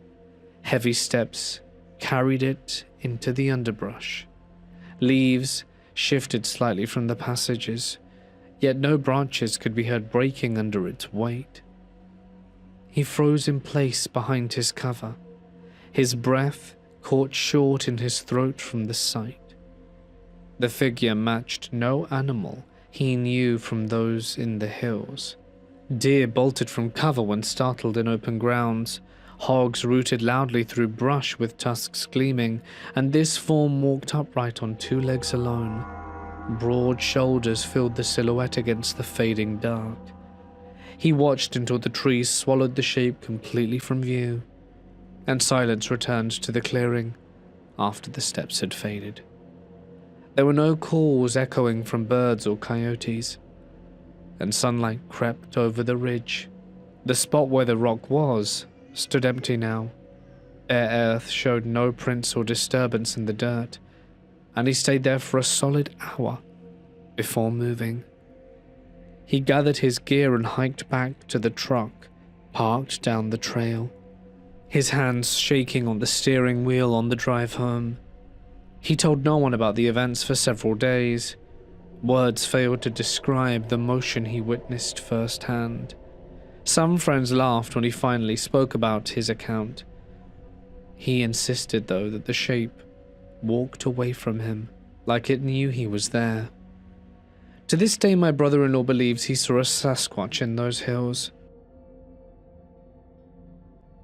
Hey guys, it's Mort here, and thank you so much for listening. I do hope you have enjoyed tonight's collection of Bigfoot stories, and if of course you did, you can show me some love in the comments section below. Of course, it is always very much appreciated.